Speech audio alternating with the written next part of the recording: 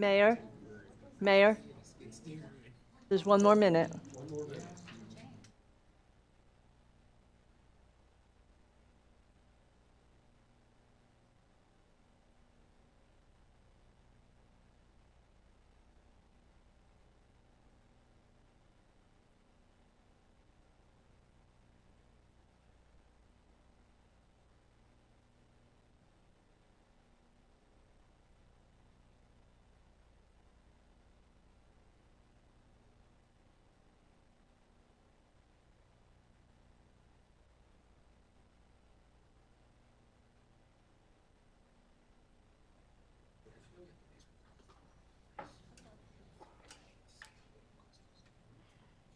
Good evening, everyone. Thank you for coming to tonight's council meeting. For the record, it's June 15th, 2023, and the time is 6:30 p.m. I'll begin with the roll call. So, council, when I call your name, please say here or present. Mayor Maxton. Here. Councilmember Stroop. Here. Keith Roden is not present. Councilmember Bliss. Here. Councilmember Kerner. Here. Councilmember Parker. Here. And Councilmember Menchow. Present. With 6 members of council present, a quorum is declared. Thank you, Christina. And would everybody please stand and please join me in the Pledge of Allegiance.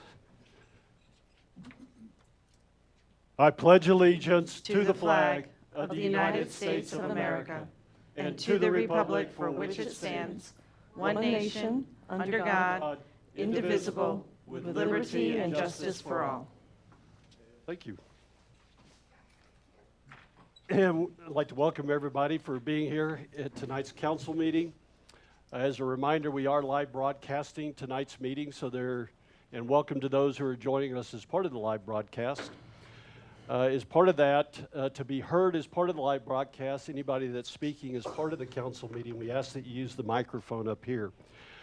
Because if you don't, then those individuals that are on live broadcast can't hear you. And for those that do get the opportunity or want to address council tonight, I do ask that you first state your name and what agency, or if you're a resident or not of Fair Oaks Ranch. Pretty simple. Moving on to citizens to be heard. We did not have anybody sign up for citizens to be heard tonight.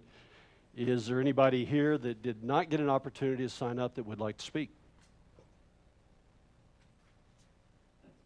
All right, no hands?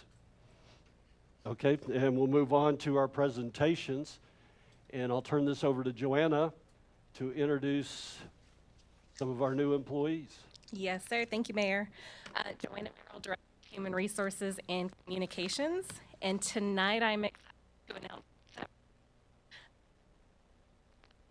last City of Fair Oaks, we have tonight I'm going to ask if you will all come stand up here, kind of in the front over here to the side by me.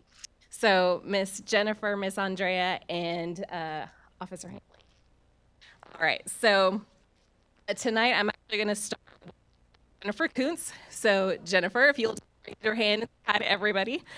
Jennifer recently came on and has filled our vacancy as an administrative clerk for the City Hall position. So some of you may have already seen her friendly face in the portable, or now more recently in the new City Hall. And she comes to us with the city with a little over 15 years of administrative assistant experience. And prior to working with us, she was the patient care coordinator at the Trinity Eye Center here in Boerne. It's not her first time working in local government. When she used to live in Washington State, she actually worked for the county government there and a housing authority district. So we are extremely excited to have not only her public service experience, but her friendly personality as part of our frontline team here at City Hall. So please join me in greeting Jennifer. And next we have Miss Andrea Cervantes. She has come on and filled the role of our payroll and AP specialist.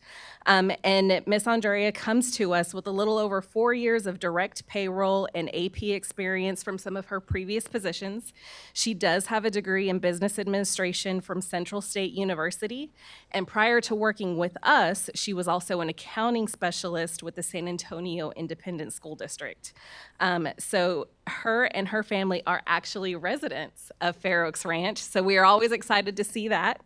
And I know our finance team is just really excited to have that role filled and to make their team whole. So also join me in welcoming Andrea to our team as well. And then last but not least, we have Officer Jason Kuntz here joining our team. Hanley. I'm reading two different. I got it right the first time when you walked up, right? Oh, it's all good. We'll cut it out in the edits. No. So Officer Jason Hanley, and he joined our team here right here at the end of May. But he actually comes to us with 12 years of prior police officer experience. And he has his degree from the University of North Dakota in commercial aviation. So fun fact about Officer Hanley is that he is a licensed commercial airline pilot. But prior to for us, he was a patrol corporal and a canine handler with the City of Schertz. He also possesses his Master Peace Officer certification, including Resource Officer certification, a Training Officer certification. That went out.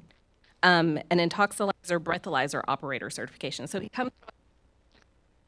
We're very of him here, part of our team, but join me in welcoming Officer Hanley.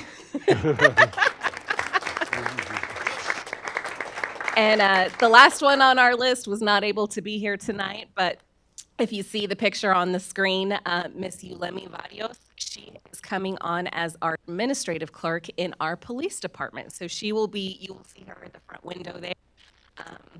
But we're so excited to have so many new faces here at the city with us. Thank you. It's a big day, and congratulations, and we'd like to welcome all of y'all to the team here at the city. And you're welcome to stay for the entire meeting.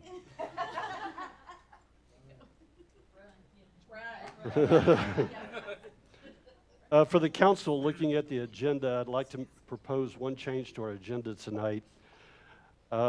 We have a workshop item that we're going to go through tonight, and after that we have two reports that we'd like to present. What I'd like to do is do the reports prior to the workshop item. Is there anybody that has a concern with that move? Okay. With that, then we'll move on to our consent agenda. We have one item on the consent agenda tonight, which is the approval of the June 1st, 2023 regular city council meeting minutes. Is there any council member that would like to move this to consideration? With that, then, could I get a motion to approve the consent agenda? So moved. From Chesley, in a second. Second. Laura, you can have. All right, Laura. All in favor of the approval of the consent agenda, please say aye. Aye. Any opposed? The consent agenda is approved. Thank you.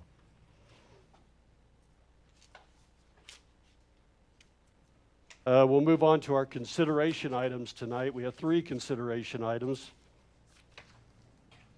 The first consideration item is consideration and possible action approving a resolution authorizing the execution of an agreement with the Center for Public Safety Management, LLC, for a fire and EMS standards of cover and utilization study.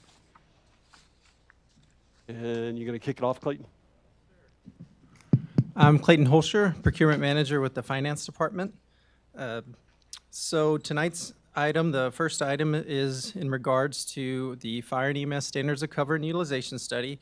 The adopted budget for this fiscal year includes $55,000 for a standard of cover and utilization for both fire and emergency medical services, or EMS.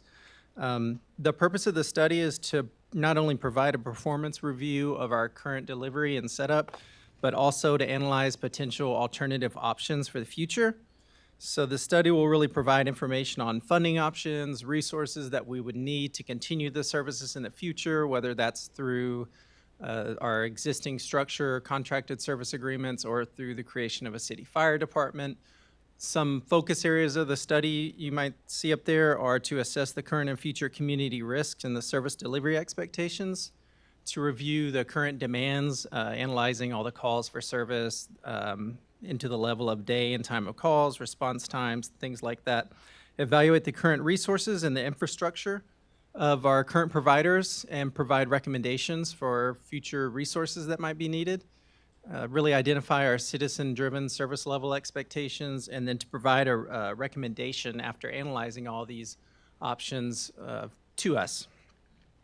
So in order to support this, we issued a request for proposals on March 23rd, 2023. The proposals were received on April 20th, and we received 6 proposals. So we ranked those proposals on the team qualification and experience, the project approach, and the price. One of the key components in the project approach was to actually, we had these firms submit examples of studies that they've done. So that was, we could actually see some work that they've produced for other cities. After we evaluated, the evaluation team selected the Center for Public Safety Management LLC, which we'll just refer to them as CPSM LLC, as the highest ranked respondent. We had several city staff there. We also had Council Member Kerner as our fire liaison there at the meeting as well. This firm was particularly strong in their communication approach. They've done several of these. Their PMs both have over 40 years of experience. They've done over 175 fire and EMS projects. They provided some really good examples of very, very relevant studies that they've done for other cities, and overall, they just really graded the highest, so we're pretty impressed with them. A proposal was reviewed and negotiated to accomplish this project, and the final amount we were able to negotiate was $73,775. They did come down about $5,000 from their initial amount. It's anticipated to take approximately 200 days to accomplish this study. The policy analysis and benefits are that it meets our strategic action plan item of 4.2 to develop a long-term strategy for continuity of fire services. It meets the strategic action plan item 4.3 for the long-term strategy and continuity of emergency medical services. And then we also follow our procurement guidelines by issuing a request for proposals for this. Funds were allocated in the FY 2022-23 budget in the amount of $55,000. We've identified some additional funds in the amount of $18,775 from savings and SAP projects that are available to cover the overage. We are going to be utilizing our standard professional service agreement that we use with consultants, so that would be used for this project. So what we are recommending is to approve a resolution authorizing the execution of an agreement with the Center for Public Safety Management, LLC, for a fire and EMS standards of cover and utilization study in the amount of $73,775. And I'm happy to answer any questions that you might have. I have questions. Go ahead, Michelle. The first one may be kind of a dumb question because I didn't get to ask my dumb questions to Scott before I got here today. So as far as like the EMS and the fire department, you know, they're not city employees. We contract with them, right? Correct. So doing the study, how do we have, is the goal of the study just to come up with whether or not we stay with that plan? Because we don't really have the ability to affect change on somebody that, or we do through our contract. Is that kind of the premise of this? Okay, thank you. And then on page 24, when it talks about the data that they're going to, and this third orange, or the second orange thing here, when it talks about the data they're going to get, what types of data will they be gathering? Any like PII data? Sure. Sorry, Clayton. The type of data they're going to collect is what we call CAD data, which is computer-aided dispatch. So we have multiple different forms. So all the data that we collect through our CAD on all fire and EMS calls, they'll compare that with the CAD data from Acadian and from ESD4 also. Okay, and that's what type of data? Like, I don't understand. Call times, response times, type of calls, they'll kind of evaluate everything. Okay, gotcha. Thank you.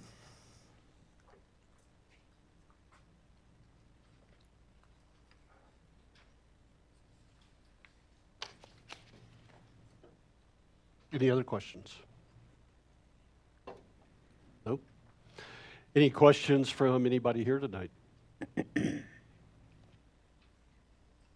All right, with that then, can I get a motion to approve a resolution authorizing the execution of an agreement with the Center for Public Safety Management LLC for a fire and EMS standards of cover and utilization study in the amount of $73,775? I so move. From Laura? Second. Michelle? Any other comments from council? I just wanted to make a comment. So I'm a really big proponent of this. This is actually a long time coming. We intended to do this a year or two ago. In fact, we started it and we budgeted for it. We even had someone on contract. It was going along at the same time as the police study. Unfortunately, the vendor we selected at the time did not deliver an appropriate deliverable, so we canceled that and didn't have to pay much money in that contract. So we're coming back again to do what we had originally planned to do a couple of years ago. And this is part of looking at what does our city need in the long run? What are our biggest needs? What does our current service provider provide? What don't they provide? And what do we think we need in the future? What are all the options available to us? I guess it's really part of our long-range planning to determine for the long-term scope of our city, what should we be planning to do in this space for both EMS and fire? And it'll help us make decisions. Thank So, you, Laura. Thanks. Anybody else? With the motion on the table, all in favor, please say aye. Aye. Any opposed? The motion is approved. Thank you, Clayton. Sure. I guess it's your show tonight. Yeah, I'm gonna stick up here for a little while. The next consideration item that we have tonight is consideration and possible action approving a resolution authorizing the execution of an agreement with Lopez Salas Architects, Inc. for design services for a civic center. All right. Thank you. So our adopted budget for this fiscal year includes $412,815 for the Civic Center project. So the city, first step for this is we need to seek a firm to provide some facility planning, design, and construction phase services for the actual Civic Center. So the design will be for a new 3,000 to 5,000 square foot community civic center. It would be flexible, highly functional meeting and event space, be located on city-owned property, and the intent is for the exterior facade to match our existing hill country theme that we have on our campus here, here where we're at right now. So in addition to designing and providing the construction phase services, there's also a heavy planning component on this, right? Because we really need to, before we can design, we need to figure out exactly the purpose of the building and how it's going to be used. So that'll be a major component of this.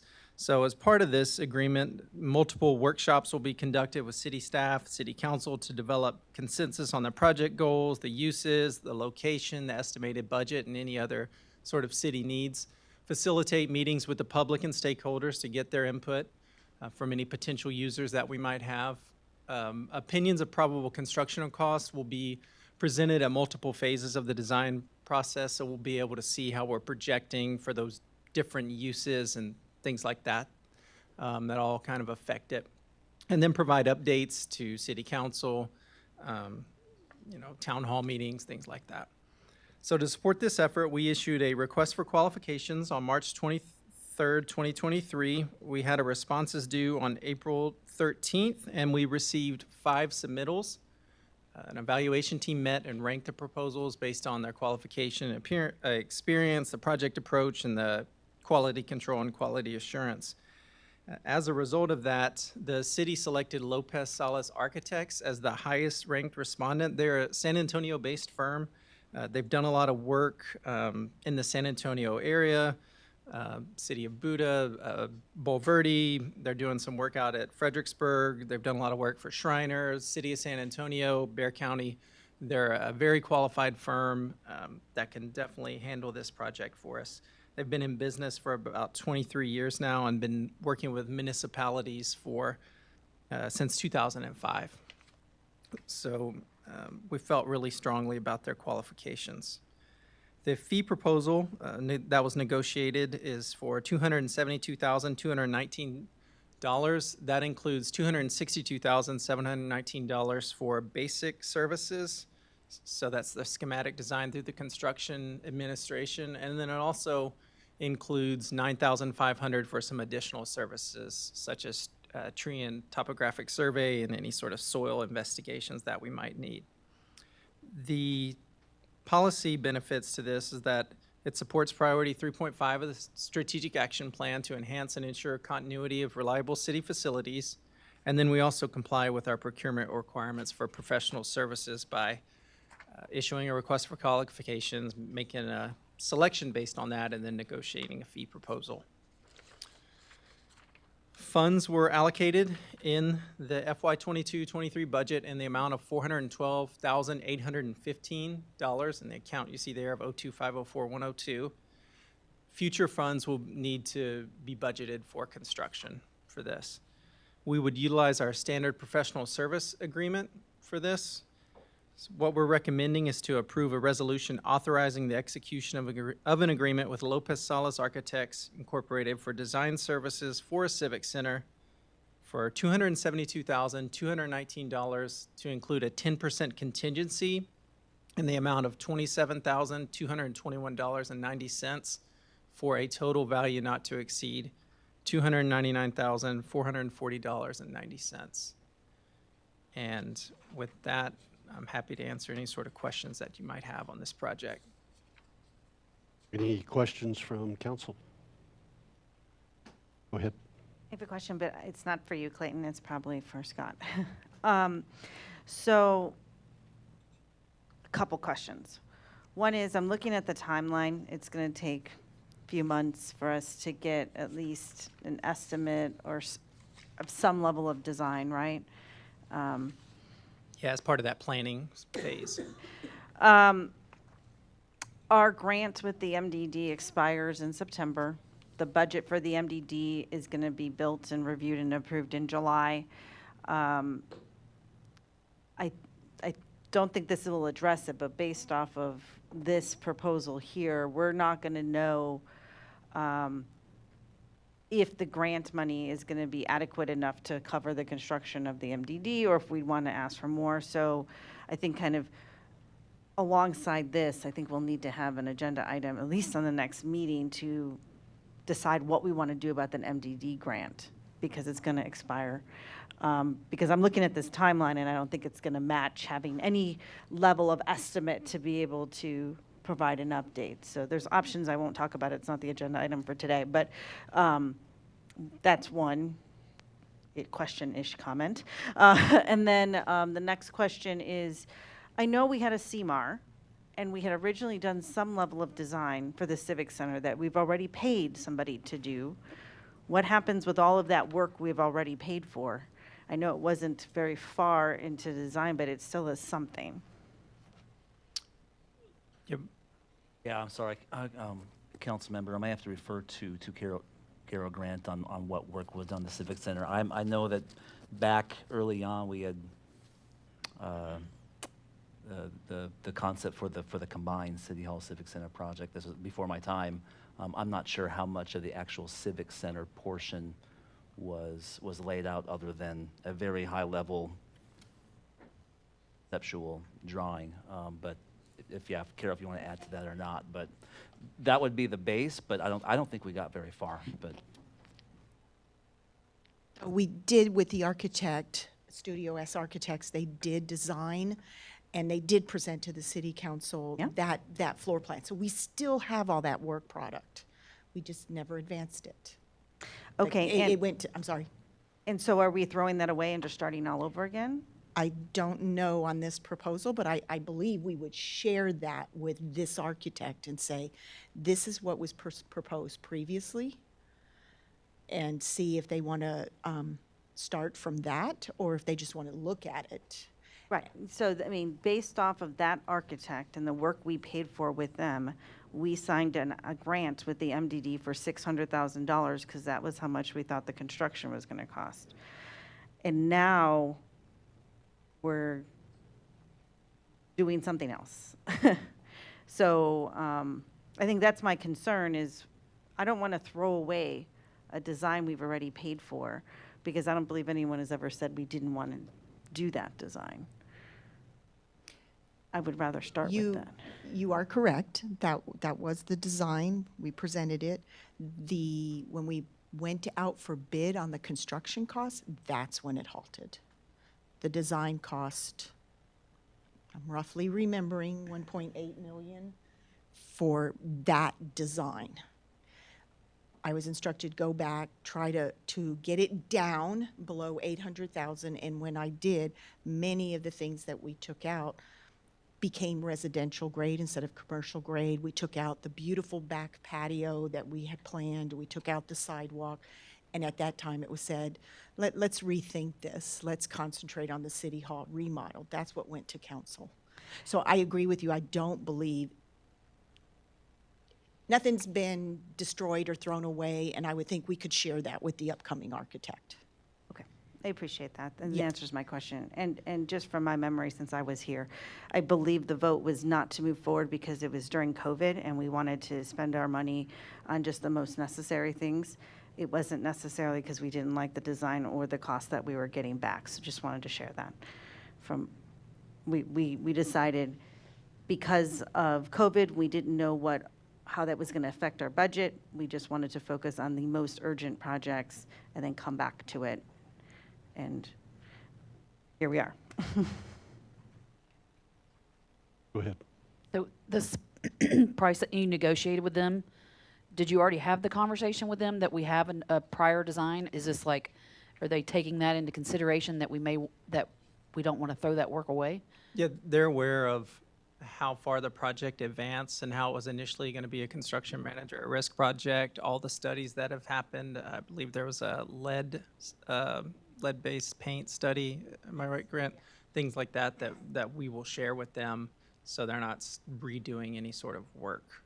Okay, because I think that's Laura's concern, and my concern is that if this price is for them starting over from scratch, that's one thing. I think we should go back to them and talk to them and say, we'd like you to use this if you can, so that we're not having to pay someone to do that part over again, I think is what the point is. Sure. They're aware of everything that we have. We've had those, when we met with them to negotiate, we did share all this information, so they're aware of how everything's progressed. We'll share everything that we have with them. There'll also need to be some changes that occur based on the planning and all of those meetings that happen. So there will need to be modifications to any sort of existing starting point that we have. Yes, ma'am. If we wanted to, could we move forward with the plans that we have? Are they adequate? Are they? We didn't. In 2020, when we advertised the construction manager at risk project, we had very, very basic schematic type of drawings that you could, like something you'd see on a PowerPoint that we advertised with. So we didn't address it to a point where it was really very far So we need detailed. something done. Okay. In my understanding, Clayton, as part of this, I mean, what they will put together for us is all the construction plans that are required for putting Correct. the It's- building together. They would be on board until the project's fully complete. Yes, ma'am. In looking at the schedule, I guess, where it has the billing, it has the facility planning phase, and then 30% design phase, which is the conceptual design. Is that what we have? Yeah, I mean, if we kind of already have that, and we are all in agreement that we'd like that to be the conceptual design, then we could save the $36,159 for that phase and the $6,900 for the phase before that, right? So prior to the conceptual design phase, there's a facility planning phase. I think during that facility planning phase, we'll really nail down what intended uses this civic center is going to be, and we may have to adjust and change that conceptual design to fit those intended uses. So I don't think we can completely get rid of the conceptual design phase. I thought that's what we already had done, but I wasn't here, so I don't know. And also, I wasn't here either, but it sounds like, from what I'm hearing, that a lot of changes were made because we didn't know where we were going to be with COVID expenses. So we may not want to tie ourselves to something that we already have that was kind of chopped.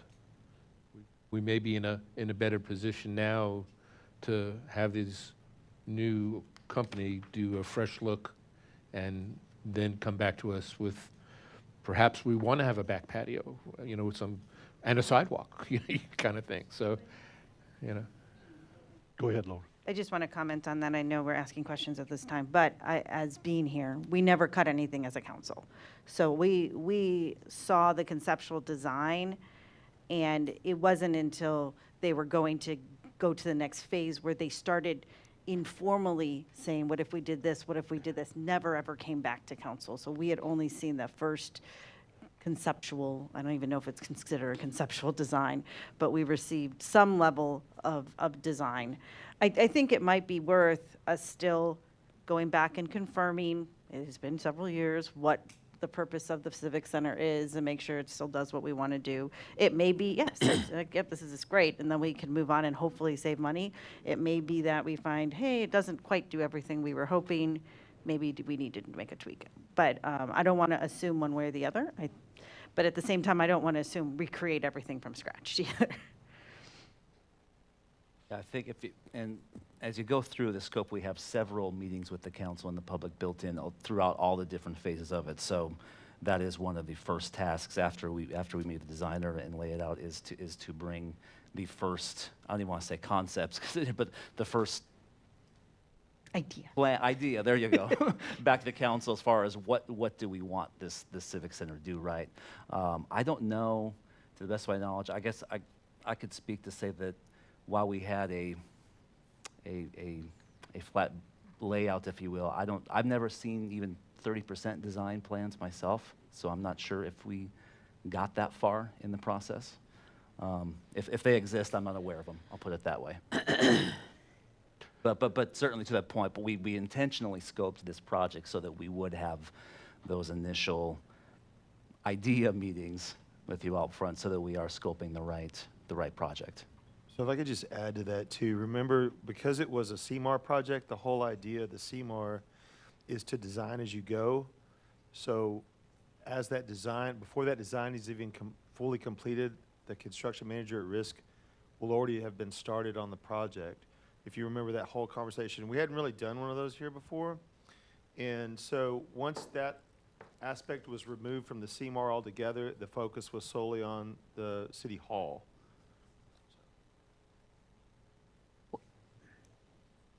What is a CMAR project? Construction manager at risk, they're going to give you a quote on what they're going to build without having even seen the complete plans yet. And so sometimes that's not the best deal or contract to use if you have time. We were trying to move on an accelerated schedule, and the CMAR, that's the biggest benefit to a CMAR. But I think that's why, I personally think that might be why we don't have the design to the level that you would anticipate or expect. It's because it hadn't been done yet. It was done just to the point where the people could bid it as a CMAR. If that makes sense. That's So- correct. They bid on a very basic scope, for lack of a better way to describe that.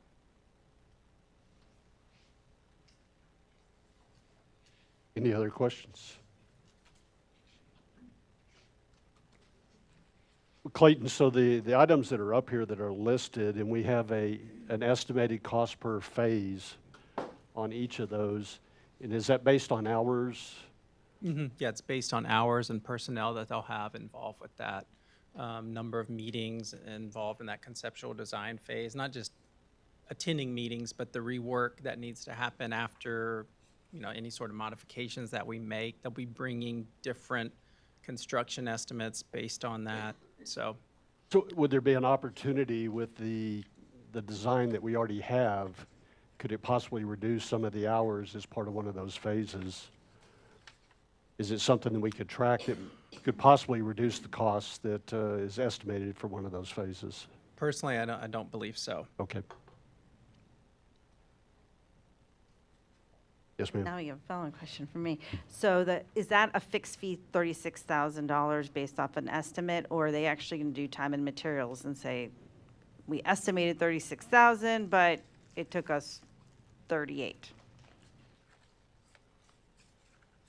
Yeah, I mean, they base their estimates based on hourly rates, people involved, and just come up with a formula to determine that. If it takes them less time to do that, then we could potentially see some savings. But that is essentially the amount that they're saying they can do that for.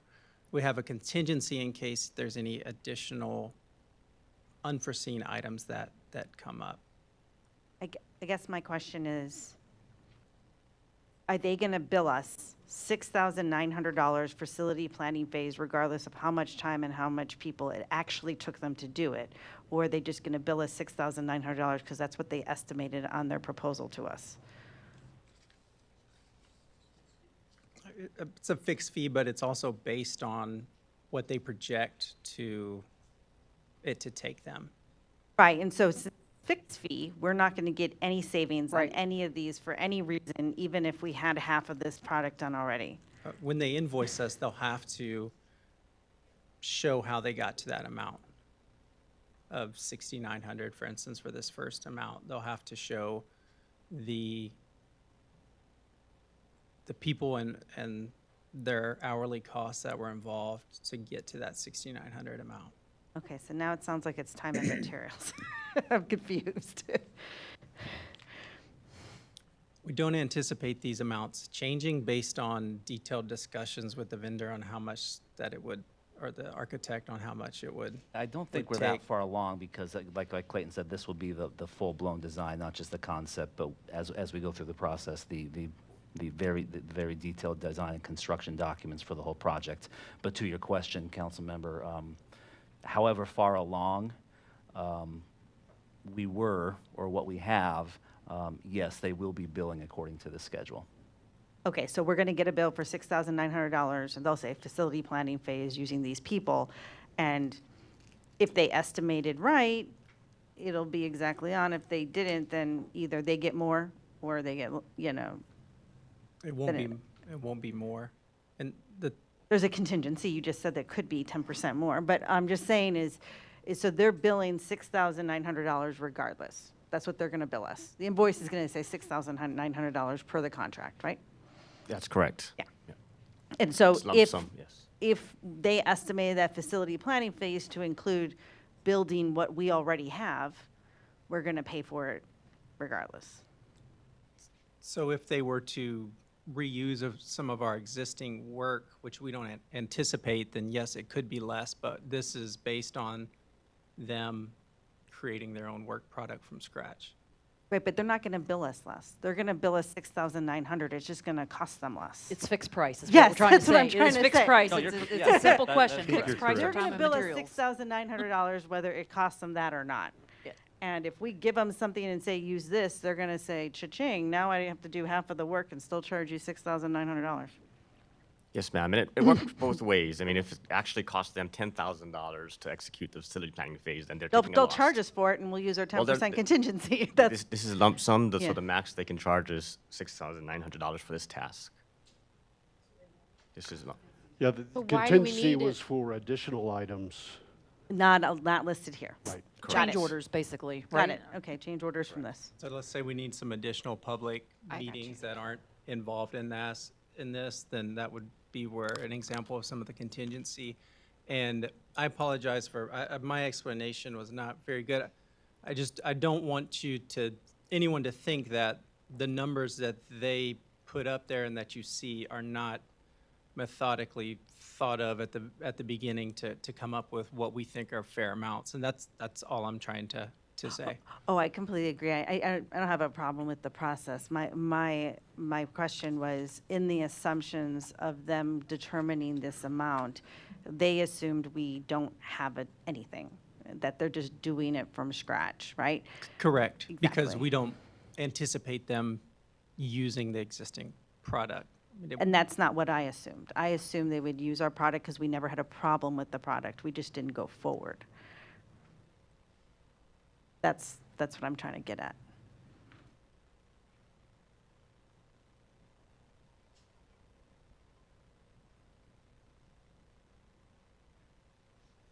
I don't know how much it would save us anyways. Probably cost us more in talking about it.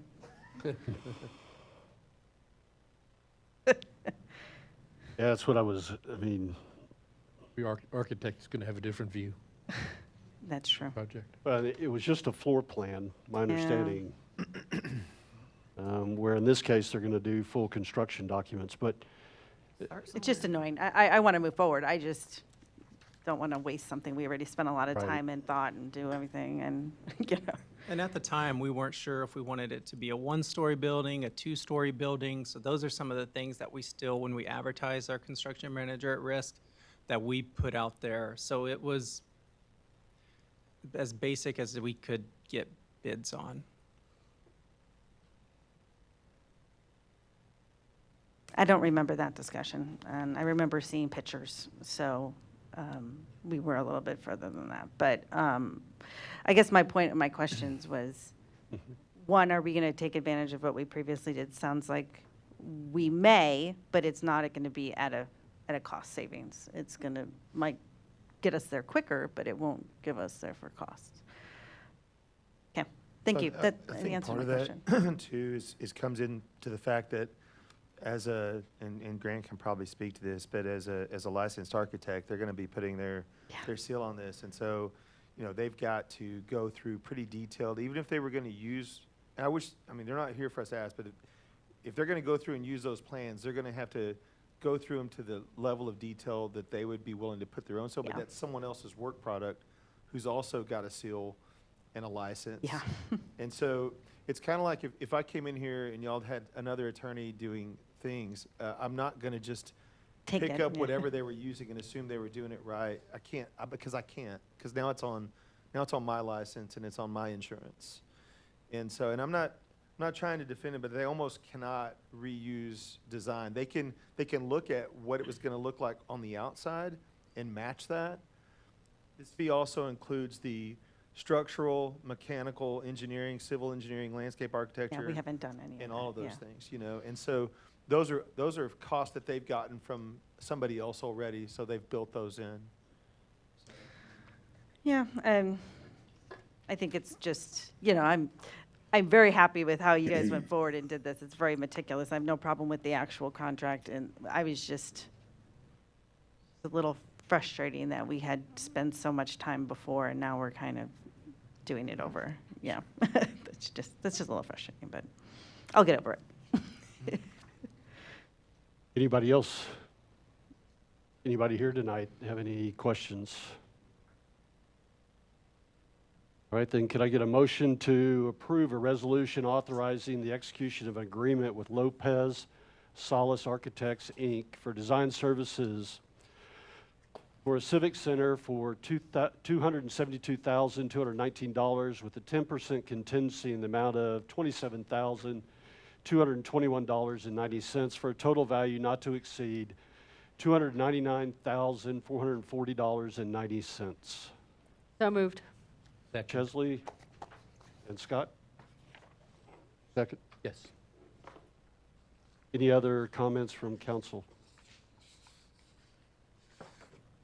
All right, with the motion on the table, all in favor, please say aye. Aye. Any opposed? The motion is approved. Thanks, Clayton. You did a great job in all the questions and Thank you. Oh, he's still up here one more time. Yeah. Wait, we got to reload. The last consideration item that we have up tonight is consideration and the possible action approving a resolution authorizing the execution of agreement with Safeware Inc. for a high water detection system. All right, well, thank you. So at the March 16th, 2023 council meeting, city staff and consultants conducted a drainage CIP update workshop.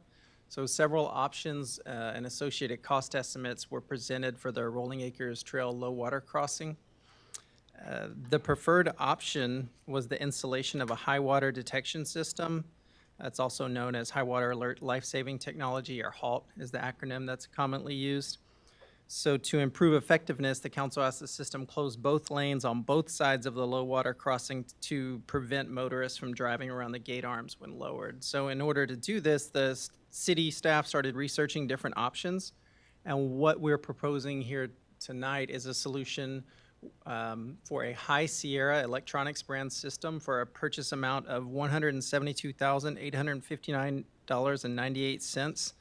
This particular brand of system is what Bexar County uses, so we're familiar with it. I'm very comfortable with this particular product. So it would include a 26-foot gate with arms that can close both lanes of the traffic. It's turnkey, so it would include the installation, 1 year of preventative maintenance, and then also a software subscription service. It'd be cloud-based. The benefits of the system include detecting and monitoring in real time all the risks associated with flooding. It would activate flashing beacons and warning message signs. By activating it, would stop vehicles from driving through those flood waters before it could be manually closed. It'd send automatic alerts and detailed notifications to city personnel and emergency responders, and it would display real-time road hazard and closure data on the web. So as a means of purchasing this, we are intending to purchase this through a company called Safeware Inc. by utilizing the Omnia Purchasing Cooperative. We're members of this purchasing cooperative. It's one of several that we're members of. So as a member of this, we can utilize pricing that's been competitively bid on a larger scale. So it also fulfills our competitive requirements by doing that. The benefits would be that it supports our strategic action plan items for responsible growth management and reliable and sustainable infrastructure. We would improve the public safety by providing real-time low water crossing status. It would alert our emergency personnel when dangerous conditions arise. And by utilizing the purchasing cooperative, Omnia Purchasing Cooperative, it allows us to take advantage of pricing that's been bid on a larger scale and then also comply with all the competitive requirements that we need to comply with. The city budgeted $566,773 this fiscal year for drainage improvements at the Rolling Acres Trail low water crossing. The cost of this high water detection system is below budget. Would use our standard construction agreement contract prior to the work beginning. So what we're recommending is to approve a resolution authorizing the execution of an agreement with Safeware Inc. for $172,859.98 with a 5% contingency in the amount of $8,642.99 for a not to exceed amount of $181,502.97. And with that, I'm happy to answer any questions. Yes, ma'am. Okay, so just a quick question. Something you said, and I just want to make sure I understood correctly. It's going to activate beacons, warning signs, and messages, but then you said before we manually, so it's not automatic. No, this is automatic. Okay. And what I meant to say is that this will take the place of the manual process of having to go I just out wanted there. to make sure, because that Sure. was part of what we talked about before, is we wanted to keep the officers safe and not have Correct. to tread in to do that. So I thought, okay, Yeah, this will do that. thank you. I have a couple questions. So on the first page, it talks about the cost includes maintenance for 1 year and software subscriptions for 1 year. What does that cost after the first year? Do we have any idea? The annual cost for the software is $7,764, so just a little under $7,800. And Oh, never mind, it's back there. I looked through that too and I for the missed line it. item for the preventative maintenance, I'm Page sorry. 73. Sorry, I missed it. I did look through that. I guess I missed it. Okay, cool. Talk about in the grants budget presentation later too for the ongoing cost for that. Okay.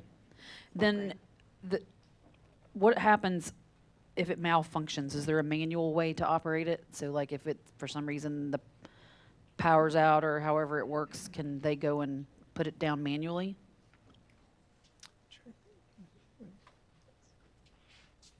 Evening, Council.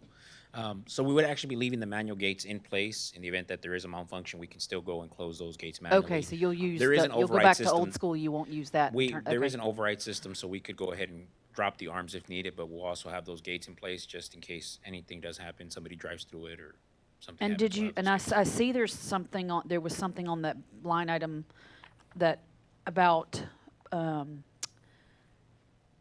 protection from vandalism? Like, did y'all talk about that and how easy it is for some Yahoo to go and do something not so smart? I mean, everything's locked up, keyed away and everything. I mean, it'd be pretty hard. They'd have to pry it open with the pry bar Okay. and that. And I'd have to ask if there's any sensors to detect anybody messing with it, but I'm sure that we can get something. Okay, thanks. Go ahead. What does the software store? So the software gives us a couple different things. It's cloud-based, so we'll have a website where residents can see whether the gates are open or closed. We'll get reports of flow, levels. So there's a bunch of different things that the software will provide us aside from just opening and closing the gates. I can't recall exactly everything it did, but I know that it gives us reporting based off the flow, so we can kind of see the history throughout the years or the next coming years. What'll be going on there. Provides us the information to go ahead and open and close it if need be. It text messages, in this case, myself, chief, or anybody else that has access to the system. So we'll know when the gates are opening and closing. So there's just a handful of different things the software provides, but it also provides so that the sensors, the actual unit has, I think, over 50 sensors in it, or possibly just right under 50. So each of those sensors is like a light turning on, light turning off, and there's beacons ahead, so it's opening, closing. It's picking up all that sensor data to go ahead and control those arms manually. So How does it know when to open it? so it has a flow sensor that's going to be installed. That flow sensor will be what triggers it to open and close. Is it a remote flow sensor? No, it's wired in, and it's actually going to be put at, I guess, that low spot. So it'll pick up the flow. That's actually the data. So once it gets to a certain level, we basically program it and say, hey, once it gets to 3 inches before it's going to cross the road, we want it closed. It'll pick that information up, and then once it drops down, it'll go ahead and shut it off and open them up. I think I misstated that question wrong. So when I say remote, I mean not on the actual gate itself. It's not on the gate yet. It's not on the gate. It's Okay, actually so you'll wired. have a sensor out by where the actual river or whatever Yes. is, and it won't Yes, be ma'am. just, if the gate's underwater, then it'll come down. Yeah, no, Right. no. Okay, I just want to make sure. Yes, no, no. Okay, just want to make sure. Okay. That probably wouldn't work Yeah, very well. exactly. That's why I'm asking. I'm asking the silly questions. Okay. Anything else? And we're looking at, it's 2 separate units, one on both sides. And the gate that comes down, I think you said 26 feet, would Yes, cover sir. both lanes of traffic. I have one more question. You keep saying the data's on the website, like the alerts. What website? They'll The be company's creating website? They'll be creating a website specific for us. So in the future, if we decide to go ahead and add them throughout the rest of the city, any of our low water crossings, it'll just add to that website, which is set up. So if you go to Bear County has their system up and running, their halt system, and it'd be similar to their setup. Anything else? Any questions from anybody here tonight? Yes, ma'am. Ma'am, Ms. Taylor, would you mind? Top, it's cute.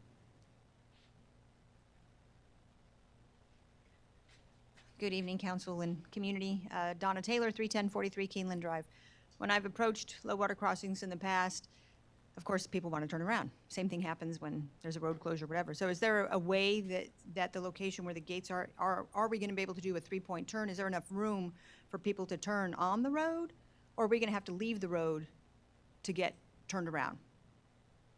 So has any consideration been given to how cars are going to turn around at that point?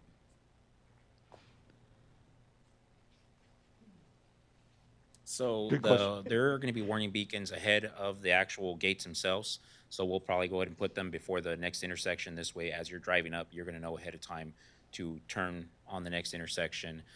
The other one, well, they're both going to be set up that way, really. I think the nearest intersection is going to be Post Oak Trail and Meadow Creek. So it'll basically be flashing to turn on those roads and not go down to the gate section. Good question.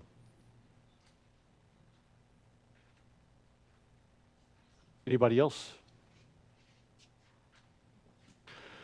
And with that, then, can I get a motion to approve a resolution authorizing the execution of an agreement with Safeware, Inc. for $172,859.98 with a 5% contingency in the amount of $8,642.99 for a total value not to exceed $181,502.97. Scott Second. and Emily, second. Any other comments from council? With the motion on the table, all in favor, please say aye. Aye. Any opposed? The motion is approved. And thank you again, Clayton. Thanks.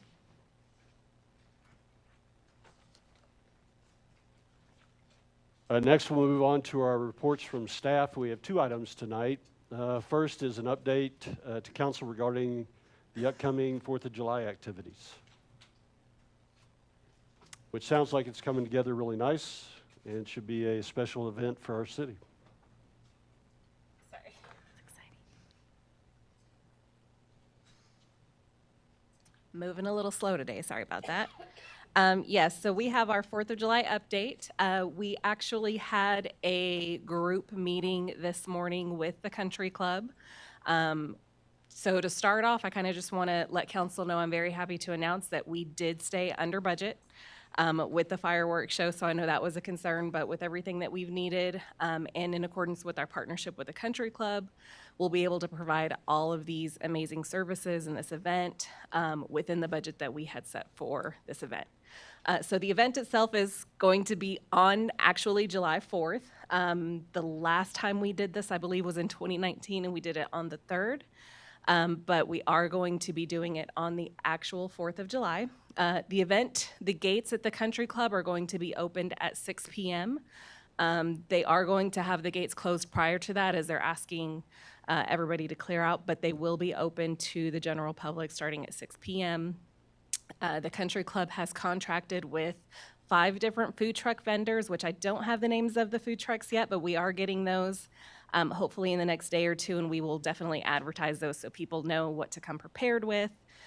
They will also have live music before the event, or I should say a DJ, maybe not live music, but music before the event. And then as part of the laser work and firework combination show, it will be conducted to music. So you might want to get close to some speakers if you want to be able to hear it. I don't know how far the sound will go out, but we're very excited to see that. And then just a couple of reminders here from the country club: no outside food or alcoholic beverages for their alcohol license. That's very important. The golf carts are going to be restricted from coming into the club grounds.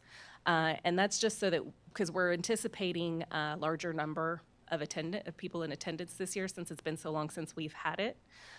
So they have requested that specifically, one, to just keep people safe so nobody's getting run over with golf carts, and also to provide more space so people can set up and kind of be sitting around. And then obviously as a reminder, there are no fireworks permitted within the City of Fair Oaks Ranch city limits outside of this event. And really, we're just asking people, show up. The food truck vendors, and there will be alcohol vendors there as well. So the country club will be selling tickets that you will need cash for to be able to purchase those tickets for alcohol. And then, of course, the food vendors are subject to whatever credit card machines that they use and Wi-Fi access and things like that. So we are trying to currently get some ATMs set up out there, but right now we're not sure that we're going to be able to make that happen. But other than that, everything is going very smoothly. Our police department, fire and EMS were all at that meeting with us at the country club today, so everybody is coordinating very nicely. We think the event is going to run very smoothly and kick off well, but I'm open to any questions if y'all have any.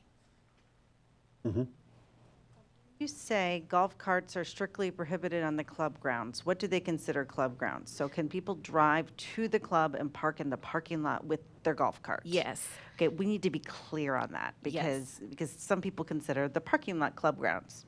That's a good point. Right. So we will make sure in our communications, we have obviously several communications. A few have gone out already, but we still have more planned weekly as we go. So I will make sure I work with Casey and we get some clarification on that.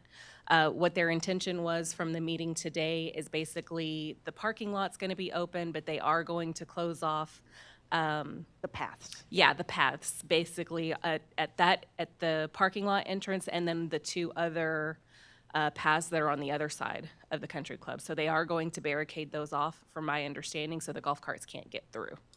I'm just curious because there's plenty of ways to enter the golf course from paths that aren't the parking lot. Yes. Something And they're for gonna them to deal with. Yeah, Okay. they're going to do their best Okay. to try and keep it. We're going to do our best to kind of help support them in their initiative to keep the golf carts out of there. But obviously, we know we are very golf cart heavy and proud community, so people are definitely welcome to ride their golf carts too and park and get off and walk and set up their nice seating and picnic areas and all that good stuff. One suggestion, when you have make sure you put in there bring cash. And I think we have Okay, scheduled in cool. some of our future communications as well, especially when we start talking about the food truck vendors and things like that. But yes, we definitely will. I would need that reminder. Yes. Anybody else? And Joanna, if I could add a little bit. Of course. So this is being conducted on the country club grounds, but it is a city event. And so you do not have to be a member of the country club to attend this event. It is open to all residents of Fair Oaks Ranch to attend. That is correct. Yes, sir. So just to make that clear that you don't have to be a resident or be a member of the club. Yeah. The they other are piece is timeline. So you mentioned that the grounds will open up at 6 o'clock, and we anticipate there'll be live music and everybody can fun games and, I don't know, have fun sitting around talking, but we anticipate fireworks going off somewhere around 9:30. Correct. So that's our estimated time because that's when the sun is supposed to have gone down and been dark enough for them. But as we know, that kind of changes. But we are anticipating a 9:30 kickoff, but, depending on the darkness. All right? Any questions from anybody else here tonight? Okay, great update. Thanks, Joanna. Thank you. And the second report that we have up tonight is an update on our UDC amendments. We have some changes, don't we, Carol? We do, thank you. So on behalf of the Planning and Zoning Commission Chair, Bobby Barnes, and Vice Chair, David Horwath, and all the commission members, I am happy to announce that the commission, at their June 6th meeting, reviewed the UDC summary report of changes for Priority 1, or Topic 1, inclusive of general and administrative chapters. At the end of that review process, the city attorney noted that the recent legislative bills, one particular bill that was relative to non-conforming uses, went into effect actually on May 19th, 2023. As soon as the governor signed it, he made it effective immediately. She had also noted that the applicable amendments have not yet been incorporated in our draft proposed review that we had performed. So accordingly, the P&Z recommended approval on their motion of the UDC revisions as presented at the June 6th meeting, with a condition that any relative nonconforming use revisions be incorporated into chapters 1 and 3 that they had just reviewed by the city attorney prior to presenting it to city council. So that is where we're pivoting a little bit tonight. We're not presenting those chapters to you because legal is in the process of reviewing this and incorporating those changes. But also along with that, our Chapter 4 includes non-conforming uses. It's Section 4.14 of Chapter 4, which is the next topic and priority that the UDC is reviewing. So currently, the city planner is in the process of completing that summary report change to present to the P&Z at their July meeting. And like I said, it's going to be priority 2, but it'll be the entire chapter. We're not going to just concentrate on non-conforming 4.14. We're going to review the whole chapter if the council concurs. And because there is an impact of not implementing the bill since it's effective immediately. So we're recommending that when we come back to you, we bring you topics 1 and 2, which will encompass chapters 1 through 4. So shown here on the screen is a very draft timeline of the next P&Z and City Council meetings for like the next 2 months, I believe. You will see that every meeting, there will be some type of action or public hearing to advance those chapters 1 through 4, and then we'll begin with Chapter 5, which is subdivision. I understand that plating is one of those bills that was greatly changed, so there'll be some communication and coming to the council and asking how you would like to address Chapter 5. Excuse me. So I can review these days with you, but basically it's just every meeting from now on, whether it's P&Z and City Council, there should be some item on there. Please note, little bit of a difference is I know that you have been used to joint public hearings. This particular proposal recommends P&Z holds their public hearing, get the comments, make the changes. City Council, when you receive the document, you will hold your public hearing. That way, the public has 2 chances. So we can pivot back to a joint public hearing, and I'll let the city attorney review that with you. But if you agree with this format, this is the one we're recommending. It is it's efficient, and it will allow both entities, both parties, to have their public hearings and take action. Carol, as part of the public hearings, what we're looking at, I believe the dates up here correspond with council meeting Yes. dates. Thank you for pointing that out. We scheduled this so it's at a regular council meeting And or we'll just P&Z incorporate meeting. a public hearing as part of it. As part of it, correct. With hopes that at the end of the public hearing, some action is taken. Okay. Any questions for Carol? Okay, well then we will progress. We thank you very much, appreciate it. Thank you. Thanks, Carol, and thanks, Bobby and David, for being here tonight and keeping us on track with our UDC updates. I want to thank the attorneys. Without them, we wouldn't have known. Well, that completes the reports that we have from staffs and committee tonight, and now we'll move on to our workshop item, which is the fiscal year 2023-2024 General Fund Department Budget Workshop covering Public Works and Public Safety. And Scott, did you want to?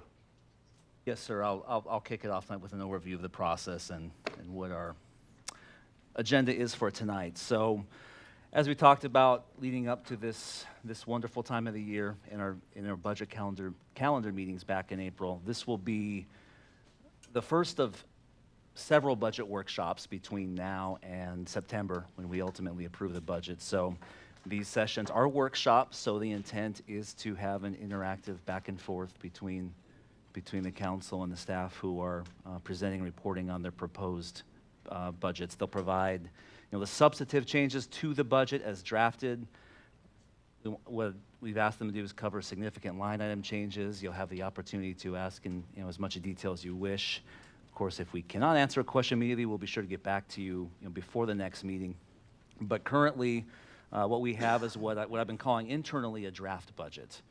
Your packets include the complete line item detail for the general fund. You also have the strategic projects fund, the equipment replacement fund, and the debt service fund. So all of the governmental funds, non-utility funds, in your packet tonight. You also have supporting detail for the key equipment and project requests that the departments will go over tonight as backup material.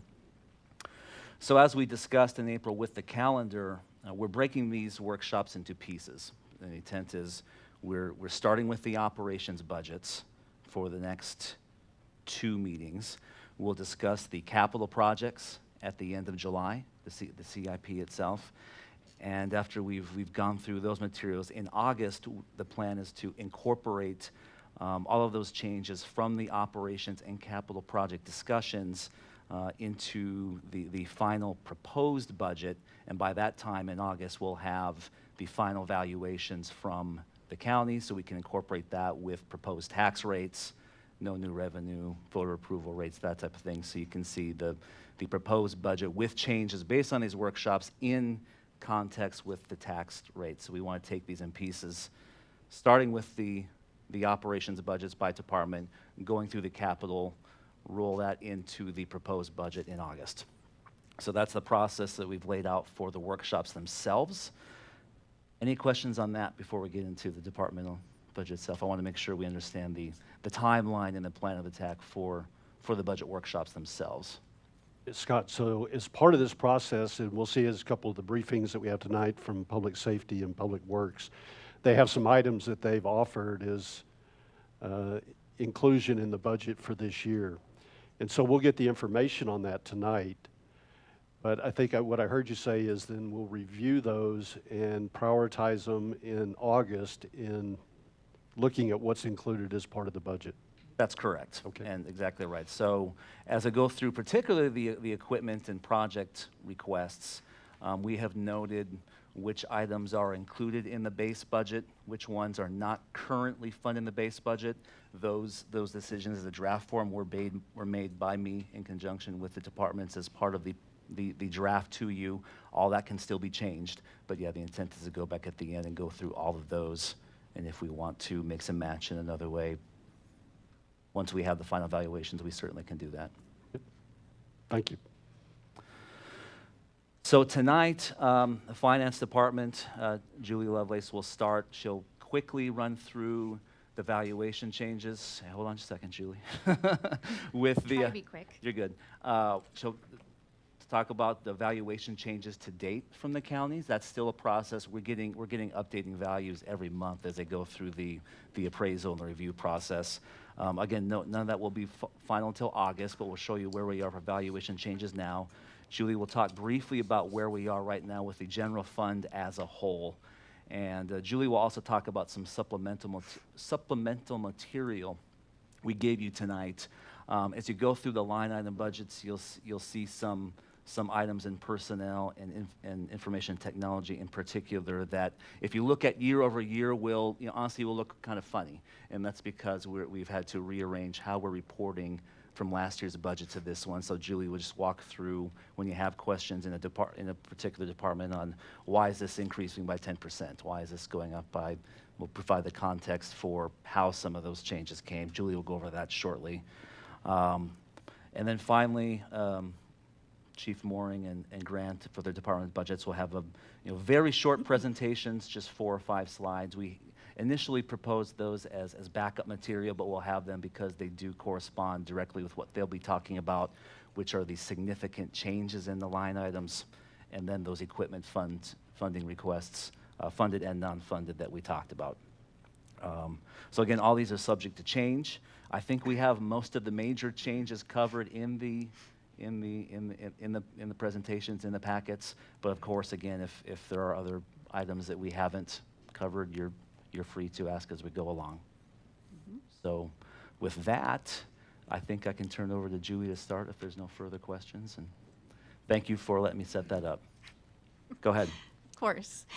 Julie Lovelace, Interim Accounting Manager. And what I'm going to do is just give a very high-level overview of the budget as a whole. Then I'm going to let Grant and Chief go into a little more specifics about their departments and let you ask some questions there. But obviously, if you have any questions as I'm going through this, please let me know. So property tax is basically our major revenue source. So I want to talk a little bit about what we're looking at so far with the preliminary taxable values that we've received from the counties. So it's this time last year versus now, we're looking at about a 12.4% increase in taxable values for the 3 counties. Part of that obviously is going to be that homestead cap is going to bring us up about 10%, and then we've got the new properties that were new last year that are now kind of included in that taxable value.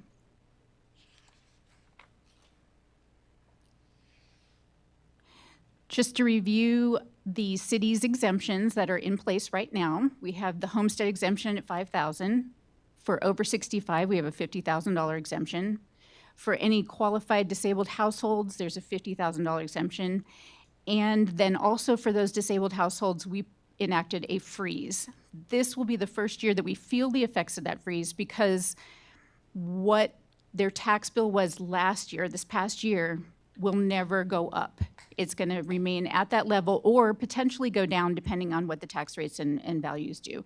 But it will never go above what they've paid this past year. And so we're going to be looking at a little bit of a loss there depending on how values go. On the right, those are state mandated exemptions that we have no control over. Everything for disabled veterans, the state of Texas sets those. This is kind of a busy slide, but basically what we're showing here is the total exemption value that results from all of those exemptions that I just talked about. So based on the preliminary rolls that we've received so far, there's about a $15 million value from homestead, $68 million from over 65, $1 million from the disabled households, and then the rest are from the other and the state mandated. So we're looking at kind of a total of about $283 million in exempted value as a result of those tax exemptions. Now, in the budget itself, the preliminary budget, there are some general assumptions that we've used. Obviously, we're going to maintain that 6 months of operating revenue. At the end of the budget year, we're looking at having a fund balance, an unallocated fund balance of about $883,000. We're set property tax growth at 3.5% over our current levy. That's the voter approval rate. That was just a good place to start. We can always go down from there. It was just an easy number for us to plug in. And it's also what is contained in that 5-year plan, and so that's what we're going with. Sales tax. Unfortunately, this year, sales tax has been at or even below what we budgeted. And so it looks like the kind of express train that sales tax was taking is now done, at least for a little while, with interest rates high and costs are high, and so people just aren't spending as much money. So right now, we are conservatively budgeting 3% over our current year projected, but that may even be a little too much. Franchise fees, we have in at 1.5% over this year's projected. On the expense side, we've included the 2.5% merit, which is part of our compensation plan. That will be for any qualifying employees who hit the right number in their evaluation. They get that 2.5% merit. On the COLA side, right now we have 4% in there based on our policy, looking at the ECI. ECI is ranging, anywhere from 4.2 to 5.1.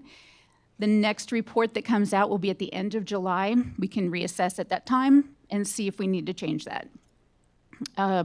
The transfer amount that we're transferring to the SAP fund is only enough to cover the projects that are already in progress. We're not funding anything new that hasn't been started yet. That's what's in the budget. The transfer to the equipment replacement fund is our normal transfer for future capital needs. That's based on depreciation and life of the asset.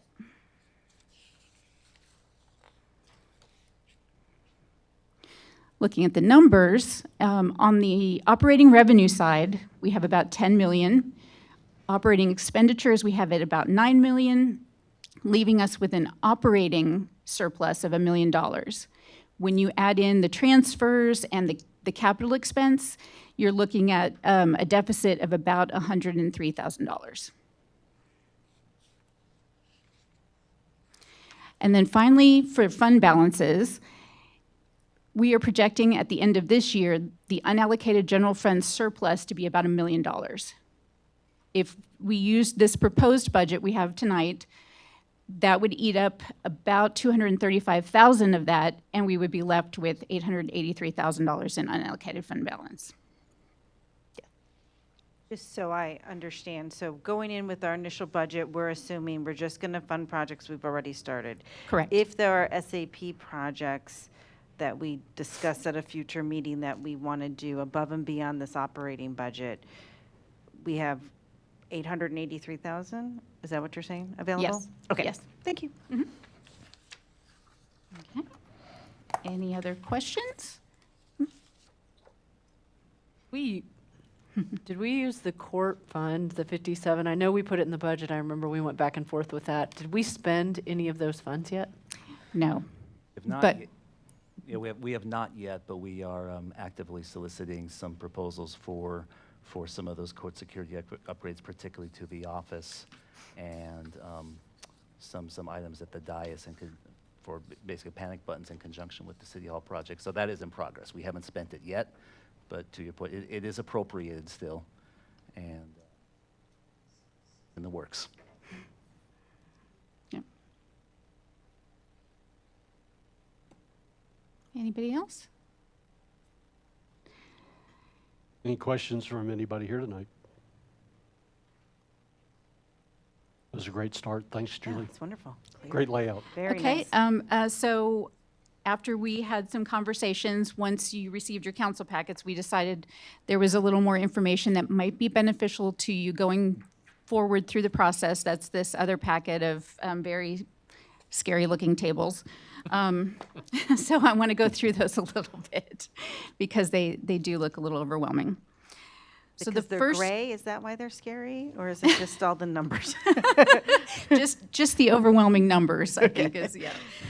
So the first two pages kind of deal with something that happened in the budget process last fall. So at the end of the budget process, we took basically the total cost of that 3.2% COLA for all personnel. We put it in one lump sum into the shared department.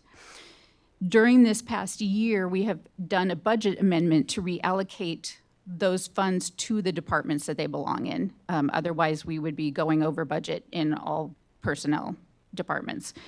So because of that, we have an adopted budget for personnel that's with the shared lump sum, and then we have an amended budget with that money now reallocated back to the departments. So as you're going through and looking at the proposed budget, make sure that when you look at personnel costs, we just want you to focus on the amended budget numbers compared to the proposed budget so that you're getting a more apples to apples comparison of the two. So that's what these first two slides are about. If you'll notice at the bottom of the adopted and amended column, there are totals. They are not equal. There is a $20,000 difference, and that is because we ended up taking some money out of the building codes personnel budget and we moved it to professional services because we had to pay for on-call inspectors because we lost 2 people from that department. So we had to figure out a way to cover that a little bit. The second page is, the first page is all personnel costs, so that would include retirement, insurance, overtime. Let's see, did I get everything? Yeah. So that's all wrapped up on that first page. The second page is only wages. And so that just shows you basic salaries, what the comparison is between the adopted, amended, and proposed. Now, in a perfect world, that rightmost column would be equal to 6.5% because we've got a 2.5 merit and a 4.0 COLA. Unfortunately, personnel is not perfect. And so in several instances, we may have under budgeted for the year because somebody received a merit increase after the budget got set, but before the year started. So now the budget is less than it was supposed to be and the comparison looks bigger. In other cases, we over budgeted. Somebody left the city, we hired a new person at a starting level versus this person who was a senior and was making a much higher salary. And so now we've got that difference we have to make up for. So that would account for a lot of these. The two largest are public safety. In public safety's case, this year we did budget for some vacancies, which we haven't been doing in the past. So we under budgeted on purpose because we had some vacancies at the start of the year. Now we're full, and so we're bumping that up.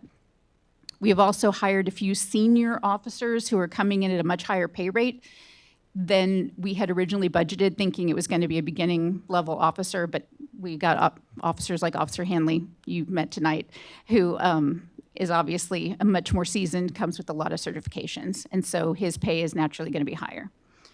In the case of maintenance, we have actually added an additional FTE as part of this budget. The costs of that FTE are going to be offset by a decrease in the road maintenance budget because that person will be dedicated to repairing road issues. So it's a cost neutral, but on the personnel side only, it looks like a large increase because those are just capturing the wage costs. So any questions about that? No? Okay. On the next page, you're going to see technology and software. So what we decided to do this year is to present the budgets for each department in a more meaningful way. And part of that was bringing any kind of technology or software that's departmental specific back into that department's budget. So taking it away from the information technology budget, bringing it back to the department. So the first column, you'll see the IT budget for this year. It's all sitting in information technology.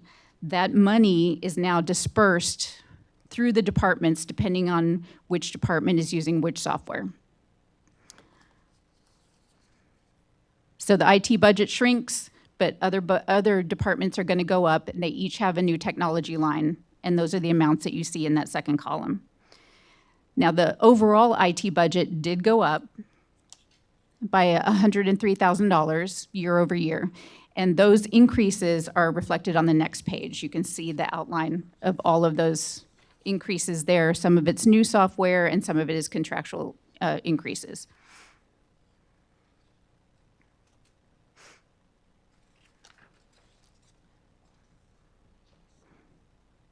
I have a question. That HALT system software, is that the gate stuff we just talked about? Yes, yes it is.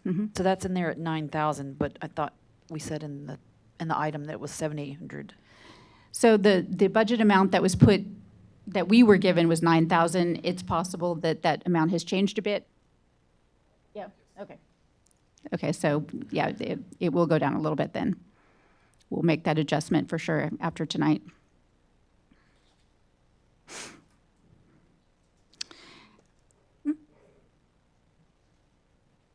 We're not actually paying for it for this year though, right?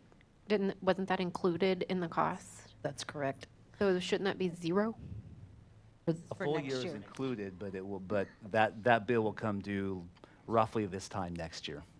Right, it's a yearly cost for the software. So it should be a prorated Right, but amount. it's a yearly cost So it should be from like when 9 we start months. it, though. We haven't started it yet. But we will before this, end of this budget year. But it still should be Okay, prorated. that's my question. Will we start it before the end of this budget It should year? still be prorated based off the months. If we have to pay for it 6 months into the year, this should reflect 6 months worth of software costs for 2024. Usually they bill year for in advance. an entire year for the software. It'll just be, they'll change the date range. The start date will be whenever the current software is paid for, the one that comes with the ARM. Once that's up, they'll send us an invoice for the next year's. Oh, so you have So- to pay it in 2024 even though you're not, I gotcha. Yes. So if we anticipate that the HALT system were to go in September, it would be operational, then we Next would be September. covered. Yeah, we would be covered till next September, Right. but we'd have a bill come due that would Got be it. due No, I in got it. September I next got it. fiscal year. Yes, exactly. I got it. Unfortunately, software works that way. It's basically on loan. This is probably going to come up in police, but the addition for body worn cameras, does that mean we're moving forward with the body cams and the cloud system for that? Yes. Proposal. Yeah, Chief will talk about that a little bit when he comes up. Okay, the last 2 pages deal with the cost allocation between the general fund and utility fund. We have addressed this a little bit. There was some question about which departments actually are sharing costs. Yes. So the first page outlines it by department. So you'll see the department listed, the general fund portion of that department's expenses, and the utility portion, and then the total departmental cost, the sum of the two. Thank you. You're welcome, of course, absolutely. How did you determine these percentages? Is it just based off of time each of those departments spend Yes. supporting those areas? Yes, exactly. The types of things that, like for finance, for example, AP and payroll, that is something we do for both. We actually have more AP on the utility fund side than we do on the general fund side. So it's just a matter of that, looking at the time spent by each department. So do you think that with that review that you did to create this breakout, did you adjust how maybe we have done it in the past and kind of, or are you just reflecting what you've done in the past here? This is what we are currently doing. Okay. We are definitely open to discussing it and altering the percentages if that's something that you feel we need to do. No, that wasn't my question. Okay. No, my question was, you had done this by department previously, you just had not shared it. Oh, exactly, yes. Okay, that Yes, was I'm my sorry. question. I didn't know if Yes, you I had didn't- not done it before, you just did it for the first time. Oh, no. Okay. No, Summer and I have talked about this a lot and felt like it wasn't really painting the right picture to only show the general fund portion. We wanted to show what the entire cost of that department is. And so this, we're struggling to figure out the right way to do it. Okay. And so this is a beginning. This is good. No, thank you. Okay. Then on the next page, it's by category. So you'll see on the personnel side, the utility fund pays about 17% of all personnel costs. Supplies and maintenance is 1%. Professional services is about 12%, and shared services is 1%. So hopefully that answers some questions. Thank you. I'm going to go ahead and have Grant come up and talk about Public Works unless you have any other questions. Everybody good? Anybody here tonight have any questions over what we've covered? I do want to say that it wasn't as scary once you explained it. Thank you.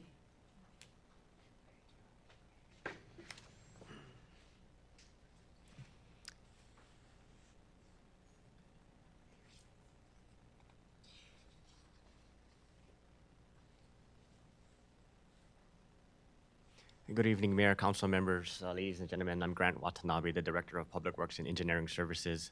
And I'm just here to provide a short summary of the proposed budget for the Public Works Department on the general fund side.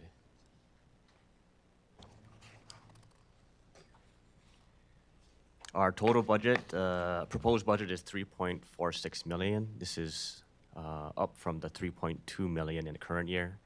On the left, you can see our budget broken down by category, and on the right, you can see it broken down by division.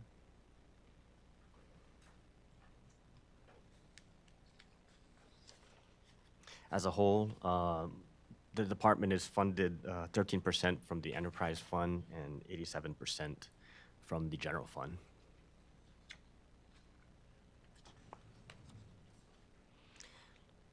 Looking at comparisons to the current year, you see a slight increase on the personnel side. Julie mentioned a little earlier ago the addition of a maintenance technician and a corresponding decrease on the supplies, maintenance, and operations side. Those are kind of balancing each other out. While the largest increases look like they're coming from the capital outlays. And I'll cover some of that as well.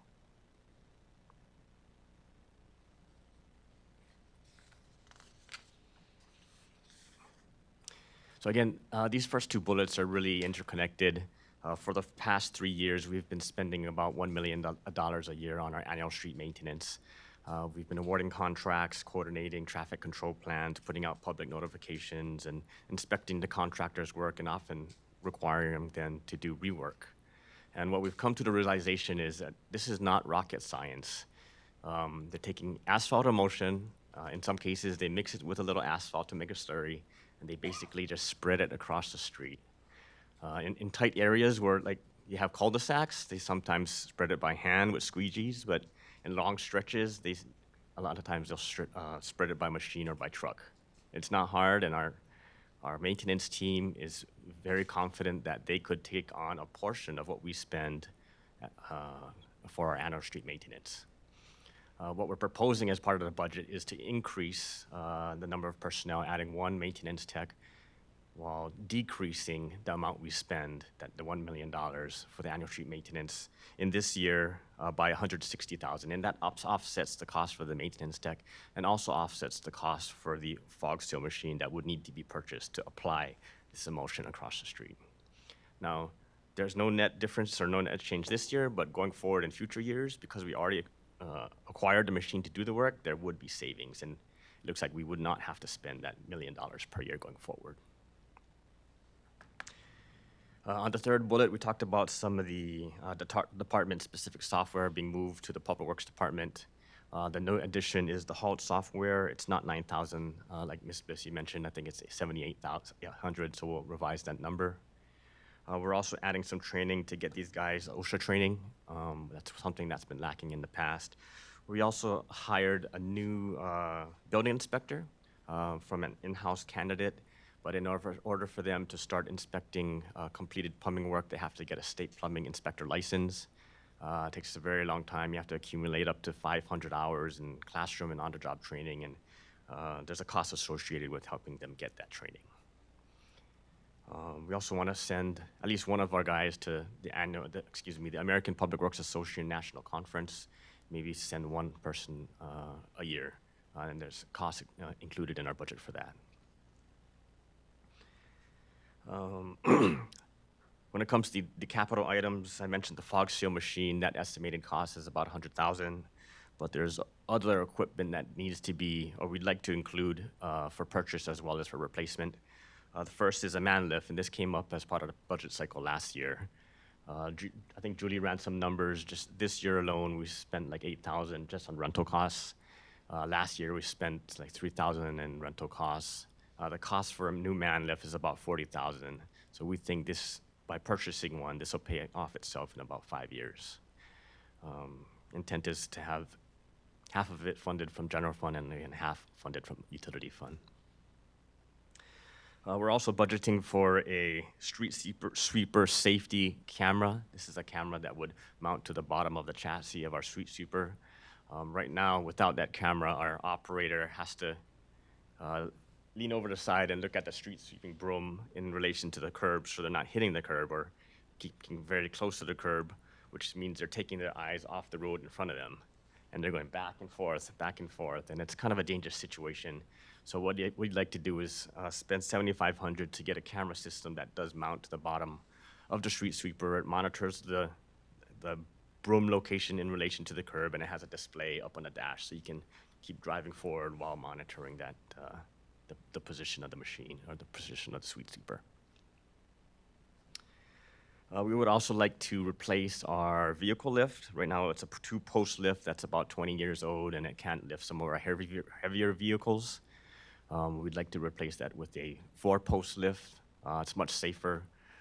It can handle our big vehicles, and then we don't have to get on dollies and go up, back and forth underneath vehicles anymore. And then lastly, when it comes to capital items, we want to start replacing some of the roll-up doors at our maintenance barn. There's a total of 5 doors.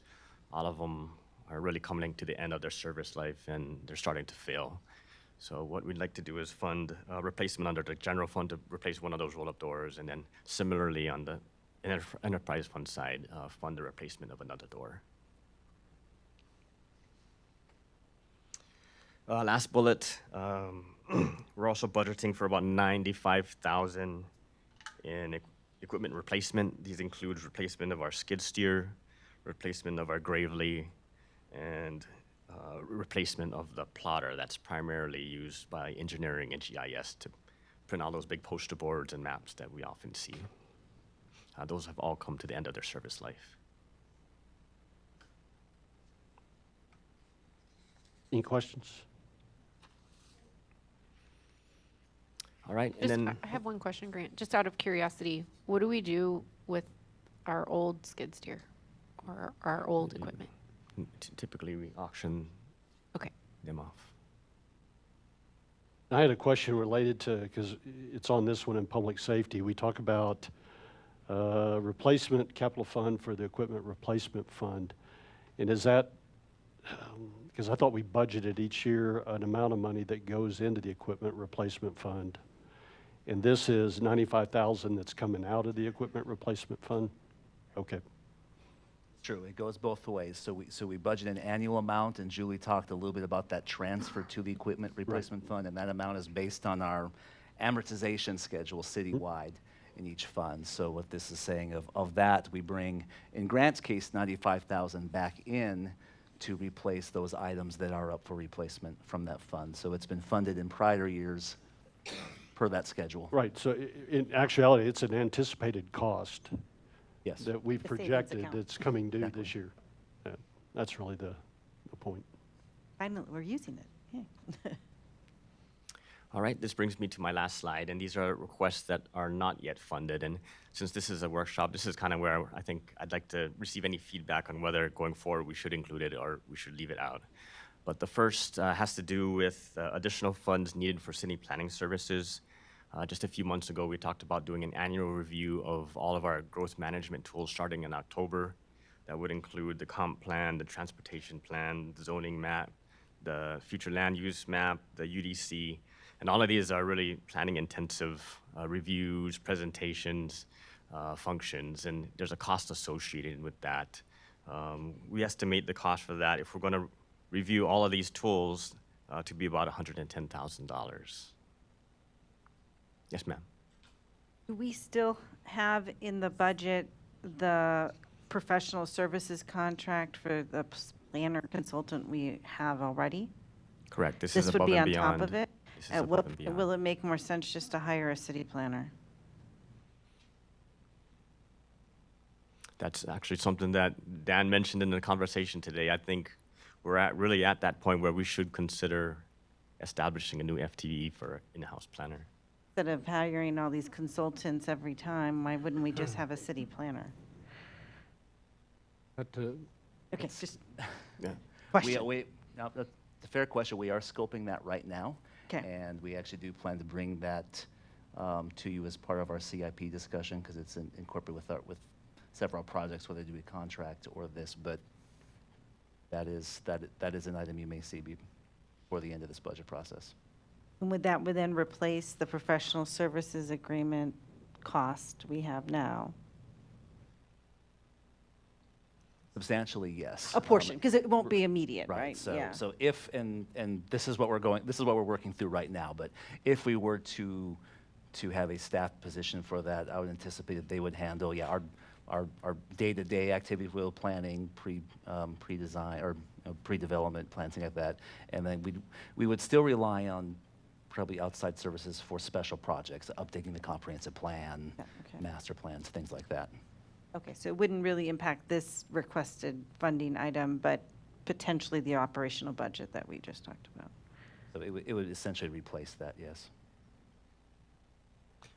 But I think whether we establish a new FTE in-house planner or we continue to contract it, there's going to be a cost associated with that.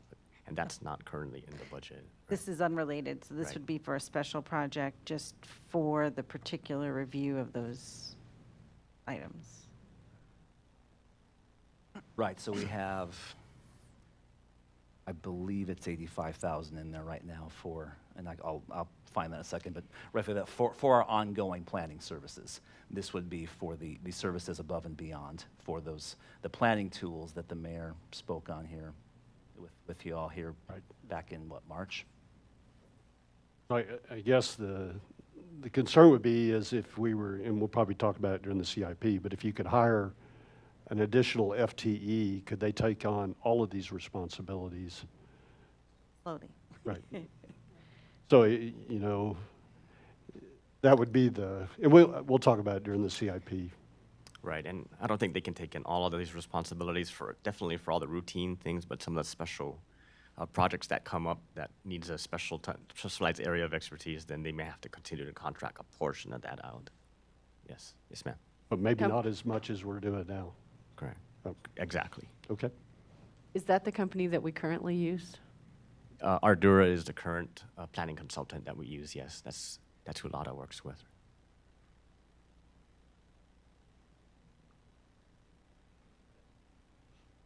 So we're just assuming we would hire the same consulting company to do the review? No, that's just for reference of who we use right now. Got it, okay, thanks. The second request that's not yet funded is something that's very similar because we have a large number of CIP and SAP projects coming down the pike starting with next year. Tivoli Way is at 90% design right now. We're projecting to go to contracting soon. Post Oak Trail is in contracting and is supposed to be awarded in a few weeks. We got Old Fred Waterline replacement and Willow Wind, Red Bud Hill, Rolling Acre Trail Waterline replacement projects in design. And then we've got some more that are just starting design, the Dietz Elkhorn reconstruction, as well as the wastewater treatment plant phase 1 improvements that we're negotiating right now. So there's quite a few large size projects that are coming down the line that are going to need some additional project management support. And this is support that the current staff doesn't have bandwidth to cover. What we like to do, ultimately, my preference is to, again, establish a new in-house FTE for a project manager. But in lieu of that, we could also, as an alternative, increase the GEC budget to provide some of that support. The estimated cost for next year is about $145,000. How have we handled this before? I mean, with the GEC, is that how we've done it before? Or just our yeah. projects took longer because we didn't have a project manager? So luckily, really, all the recent projects have been really smaller in size, so we've been able to manage it with current staff. Some of them have been a few $100,000, but basically we've been kind of stretching staff thin to try and manage these on top of their daily job. And now when we're getting to these large multi-million-dollar projects, these are probably going to take a dedicated person with that training and expertise on project management to help shepherd these through to completion. Yes, sir. I think I'd really like to see some comparison between having somebody in-house. I always believe that as a city, we're getting to the point where we really need more in-house stuff. Because I commend staff because everything I've learned in the past couple of years is how hard you guys work. But we also bleed a lot of money to outside consultants. And the projects are just getting bigger. The community is getting denser.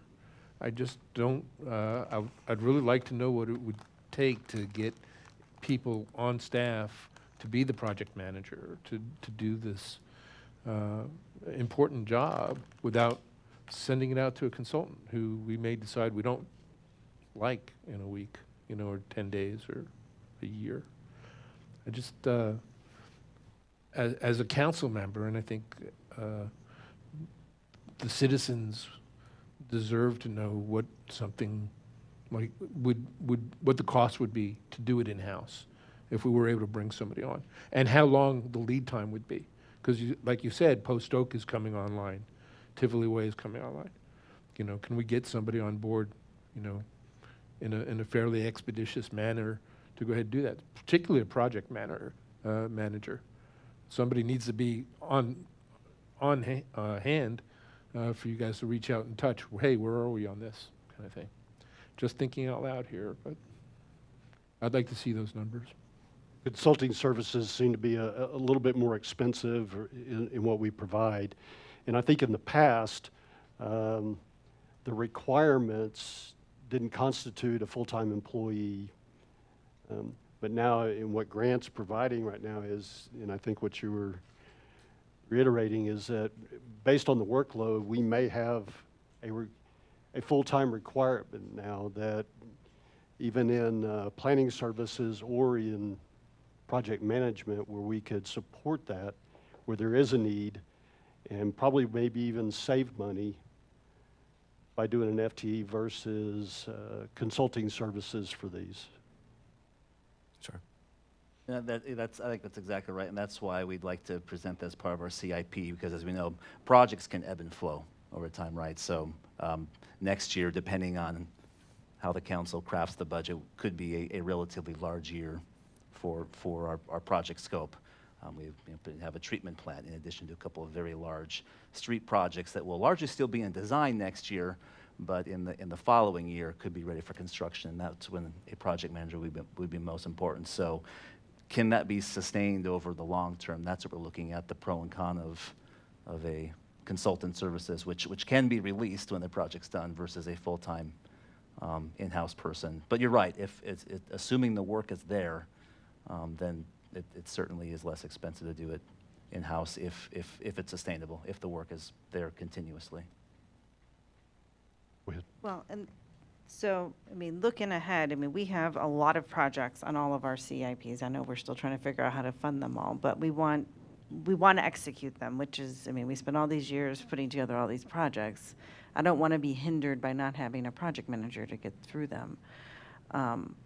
I appreciate you guys looking ahead and thinking, hey, we need a project manager to execute this, because we could have just tried to get it started and realized, oh, wow, this is too much. And that could have impeded some of the projects that we have been working hard to execute. I don't think there's going to be a lack of projects for them to do going forward. But at the same time, just because a project manager works in Public Works today doesn't mean they can't also work in a different department another day, because project managers can support, in That was general, exactly what I was getting ready to multiple say. different departments, whether it be an IT project or whatever. Being a 25-year professional project manager, I could tell you this. So I think regardless of whether it's in Public Works now, and then maybe that kind of slows down and IT gets bigger, I don't think there'll be a problem finding work for project manager based off of all of our future SAPs and CIPs that we have on our list. Totally agree. Okay, thank you. And I the would last like that one. bullet there is a request that's not funded, but something I'd like us to seriously consider is reclassifying the maintenance technicians who are currently pay grade 13 to pay grade 14. The maintenance technicians perform a wide variety of maintenance and repair that includes medium and heavy duty equipment operation, carpentry, plumbing, electrical work, HVAC, welding, concrete work, landscaping, and pavement repair. And they're also considered some of our essential workers who prepare for, respond to, and help us recover from natural disasters like the ice storm we recently had in February. They work in an inherently dangerous industry. They use heavy equipment and tools. They work within the right-of-ways and dodge speeding cars. They work from heights, and they work with electrical. So there's a level of risk associated with what they do every day. The knowledge and the skills that they require, the level of complexity and the safety hazards they face are really on par with those in pay grade 14, which includes our utility technicians, and not those in pay grade 13, which include our admin clerks. And for example, they work predominantly in an outdoor setting in rain, wind, or snow. They also often have to have strong communication skills and customer service skills when they're interacting with the public. For as much as our maintenance do for the city, again, they're currently among the lowest compensated employees. And due to changing market conditions, it's really extremely difficult to recruit and retain them at the current pay grade. Every single one of the maintenance techs we have right now have been on board for less than 2 years. Yes, ma'am. Did you do any comparisons to like what other cities are paying them? Aside from all that you said, I mean. So the last comparison that was done was as part of the compensation study that was 2020. And we were in line with other cities or no? At that time, we were, yes. Okay. What? So we've run the little numbers. The salary difference between pay grade 13 and 14 per FTE is about $2,000 So between the 6 approved positions and the additional maintenance tech position that we're requesting, for the entire group, it comes out to 13,500 to increase them by 1 pay grade. To your question, Councilmember Bliss, that's why it's not yet funded, is I've asked HR to do that analysis from pointing in a market study. We had some from last year. I'm tentatively in support of this request. We just want to do the market analysis first. Perfect, thanks. All right, I think that's the last slide. Correct. Are there any other questions for me?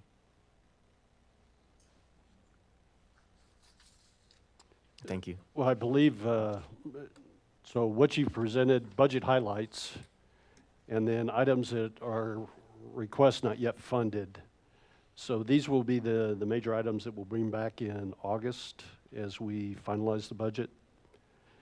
So we'll make a determination at that time. And some of these that you mentioned here were CIP related, so we'll discuss these at a future time when we do CIP. But as we finalize the budget, we'll be looking at prioritizing these items that were listed and determining what we can fund or what we can't fund as part of our budget. Is that Exactly right. okay? Thanks, Grant. All right. As always, great layout. Thank you. I think Chief Mooring's up next. Yeah, make me look back, Grant. Good evening, Mayor, Council. First, I'd like to thank Julie for putting this PowerPoint together and then giving me the rundown a little bit earlier today. So this is our basic overview of our proposed budget. Our proposed budget is at 4.3 million, which is up from 3.9 million this current year. As you can see, the majority of our costs come from personnel, and I believe it's at or just under 1% is funded by the enterprise fund, which is basically split between dispatch and regroup costs. To get into some of the budget highlights, the fire services contract is increasing by 74,000. The total for the fire services contract with ESD4 is 492,000 for this upcoming next year, along with the Acadian contract for EMS services at 73,000. Personnel costs include the addition of a night shift stipend.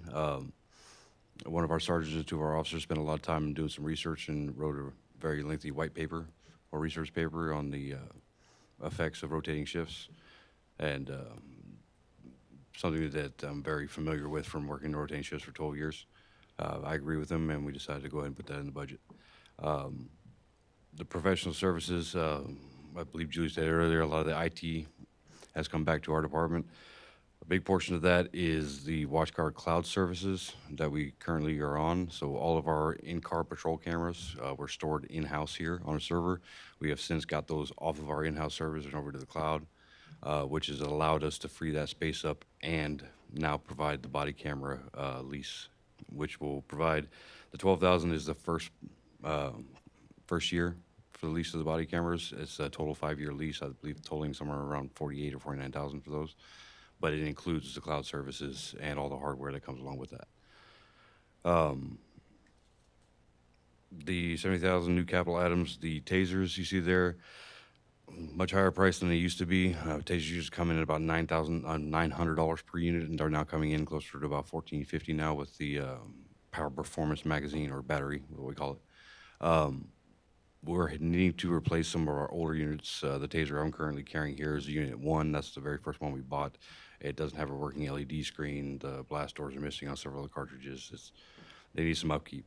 So adding a few of those is essential to keep those ones on patrol effective and reliable for the officers. The mobile radio units, which are different from the portable, mobile radio units are the radio units that are inside the actual vehicles themselves. We did change up our vehicle replacement plan a little bit this past year with some delays that we're having in delivery of our vehicles. I think we have 2 vehicles from last fiscal year that are currently being outfitted, and we're still waiting the arrival of the 2 vehicles for this fiscal year. Because of that delay, we've kind of had to rearrange with the addition of the SROs and their new vehicles, we are hanging on 1 vehicle a little bit longer and then adding the 2 this next fiscal year, which will need us to include the 2 mobile radio units for those.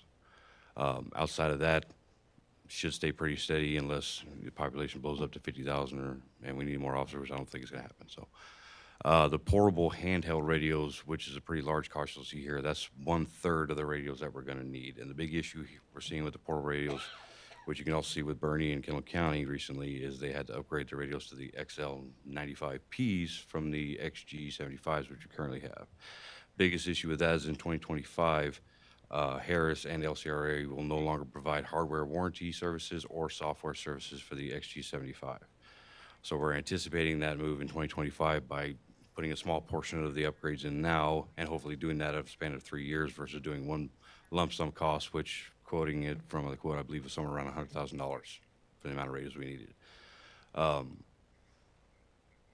biggest key part about that is the software service, the encryption that we have on several of our private channels that we need to keep private won't be able to be encrypted into the old XG75s.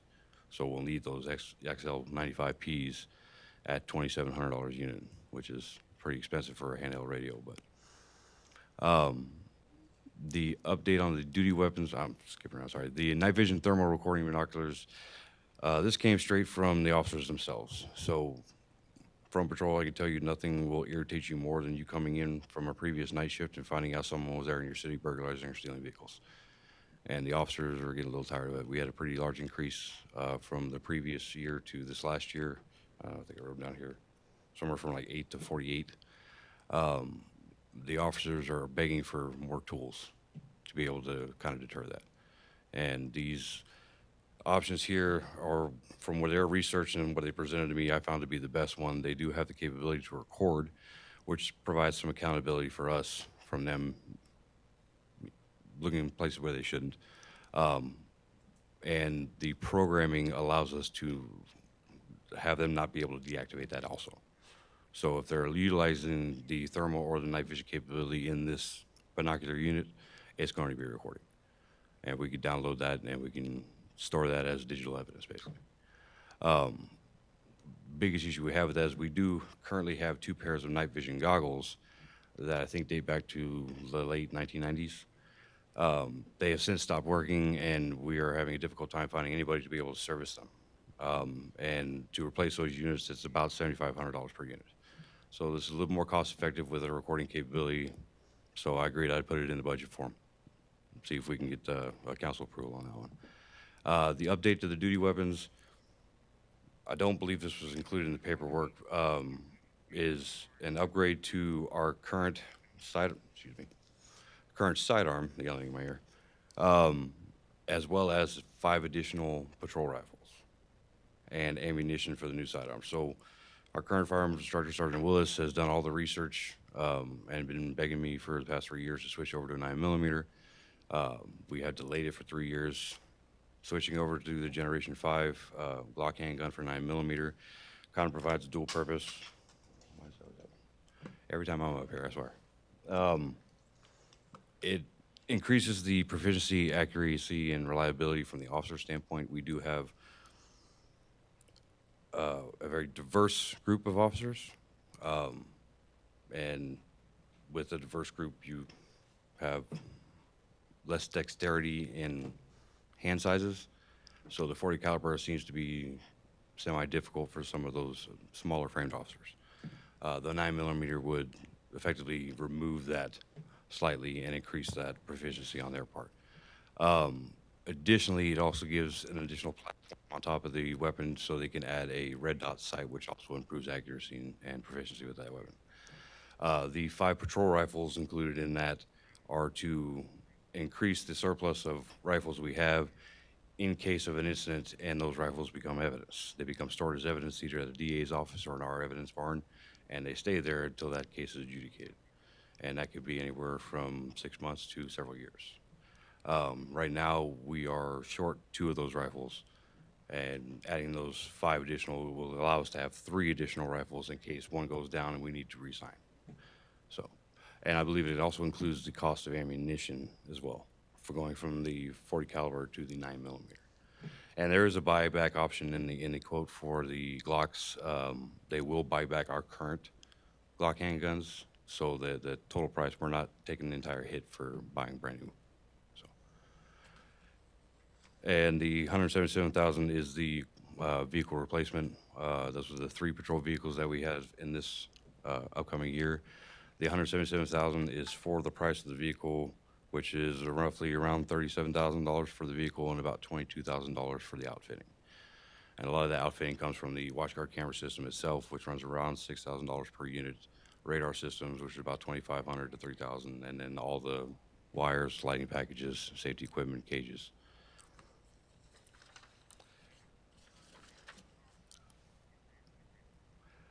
I have one question. Is it okay, Mayor? Of Um, course.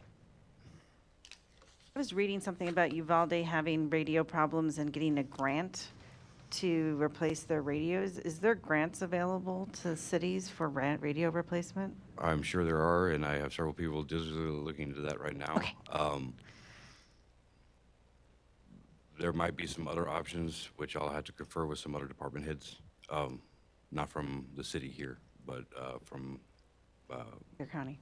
neighboring agencies that might be able to assist us there, but I can't guarantee that that's going to happen. Well, I appreciate you looking into that, just because, Yeah, we're definitely looking for ways to fund the rest of those portable radios, because that's a very large expense that we're hoping to not have to incur.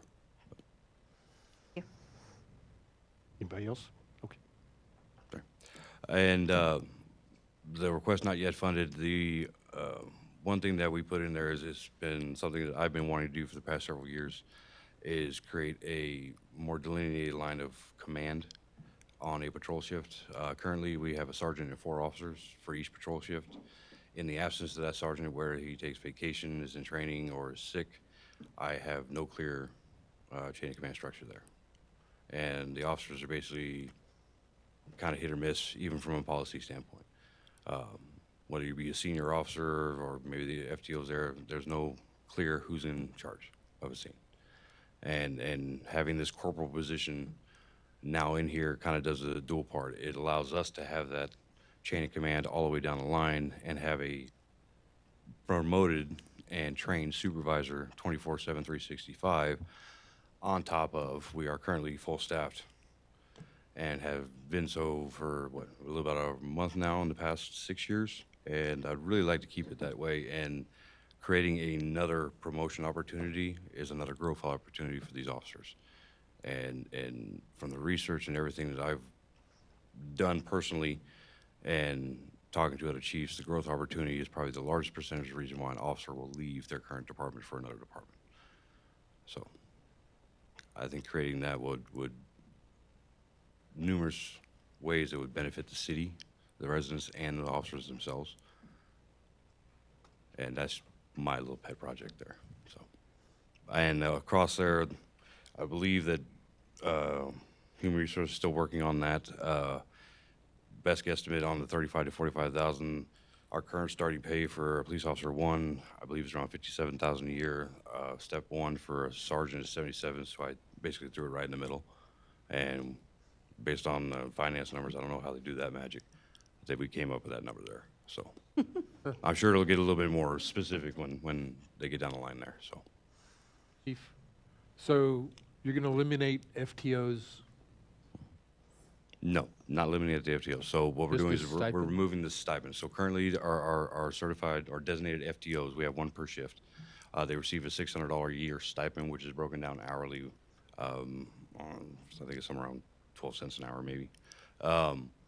We would remove that stipend from the stipend list, and the corporal would be the designated training officer for that shift. So they would be the FTO for that shift on top of being the second in command for the shift. Okay, that's right. I was there with you. Just want to make sure. and their increased salary would cover basically the requirement to be the FTO. Yes, on top of it. Yeah. So it's, I don't make anything easy. It's not just the FTO. I threw other things in there too. They'll be in charge of the officers' training and ensuring that they're scheduling their training, that they're mandated training annually, that they're scheduling their classes, that they're in charge of all that as well. So the sergeant can concentrate on the administrative portions of what he needs to do and the shift supervision. So.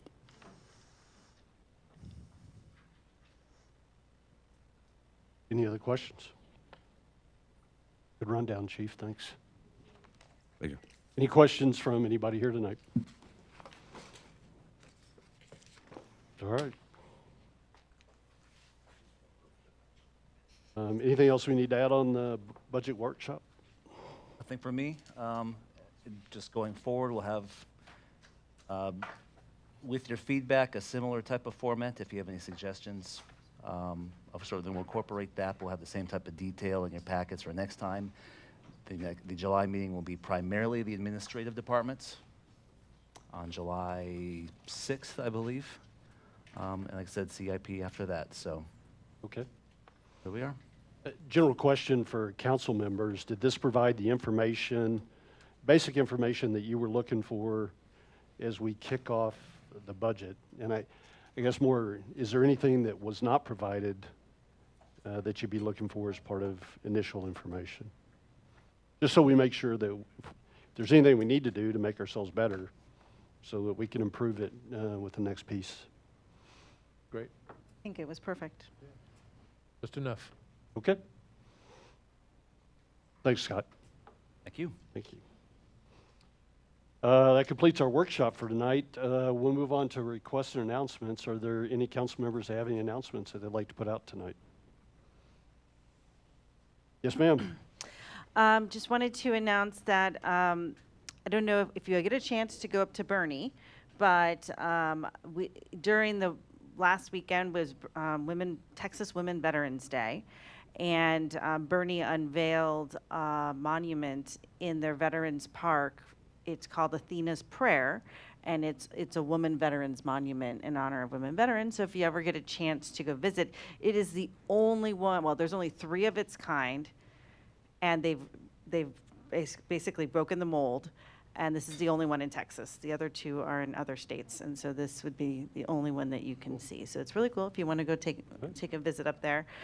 And then also, I had that opportunity to go to the groundbreaking for the Fair Oaks emergency room, which is not technically within the city limits. It's right outside the city limits. It's by the Napa Oaks Plaza, right there on I-10 Frontage Road.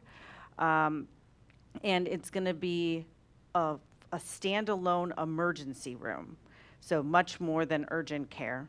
And obviously, it's close enough that it would provide services to our residents, Right. even if it's not in the city. So, you can. Chief is shaking his head no on that one. Okay. Anyways, I just thought those were 2 interesting things that I That's wanted good to share. information. Okay. Thanks, Laura. Anybody else? I had a couple announcements to add. It's getting that time of year that we're relooking our committees, boards, and commissions. And so I'd like to put it out. I know we've had a couple of social media posts that have gone out explaining it, but we're looking for applications back for those that want to serve on our Planning and Zoning Committee, Capital Improvements Advisory Committee, the MDD Board. We have a standard application that can be picked up through our City Secretary's office, filled out and then submitted back to her. And that at some point in this, we'll do a full review of all our committees and see which positions that need to be filled. I had a note down here, drought contingency update. What was the big piece that we wanted to talk about, drought contingency? I know that currently, and I put it out the last meeting, we're not under any drought contingency at this time right now. But we're already seeing temperatures get up close to 100. Or I don't know that if we've broke 100 yet, but I know we're fairly close. And it seems like rain is starting to not be as frequent as it was several weeks ago. The thing that I would ask, and the thing that we've done very well at, is conservation methods and conserving the water that we do have, which could keep us out of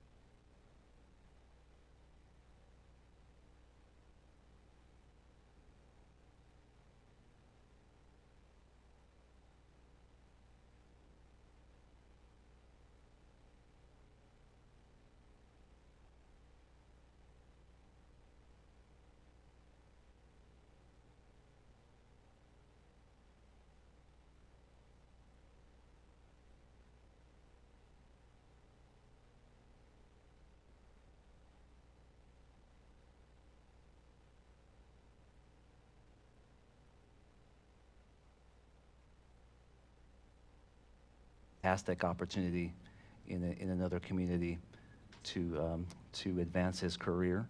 So he has submitted his resignation to us, and I think we have just a couple weeks left with him, so we're trying to extract as much as we can get from him. And I didn't have any prepared remarks, but I wanted to recognize Julio because I don't think we'll be meeting as a council again prior to Julio embarking on his next adventure. But just from me personally, I've just in the not quite 2 years I've been here, Julio's just been an enormous wealth of knowledge, talent, the go-to on virtually everything in the city. So I'm going to miss him immensely.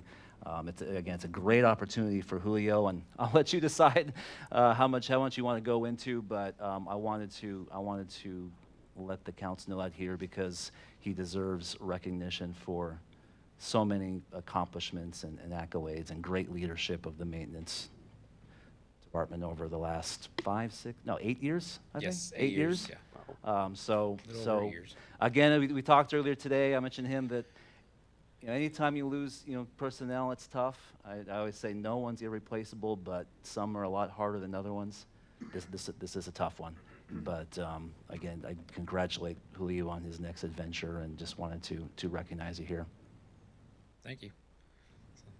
Congratulations. Thank you, council. Thank you. Sorry, wasn't expecting to put on the spot, but thank y'all. I mean, I've enjoyed working here. I've enjoyed interacting with everybody and just kind of helping with a bunch of the change around the area. So appreciate everything and be able to take a lot of experience that I learned here. I'll be down the road. I'll actually be going to Chavano Park. So just phone call away from my guys. So if y'all ever need anything, just give me a call. The good news is, I'll be your attorney there. That's great. I was wondering. Yeah, that's the important thing.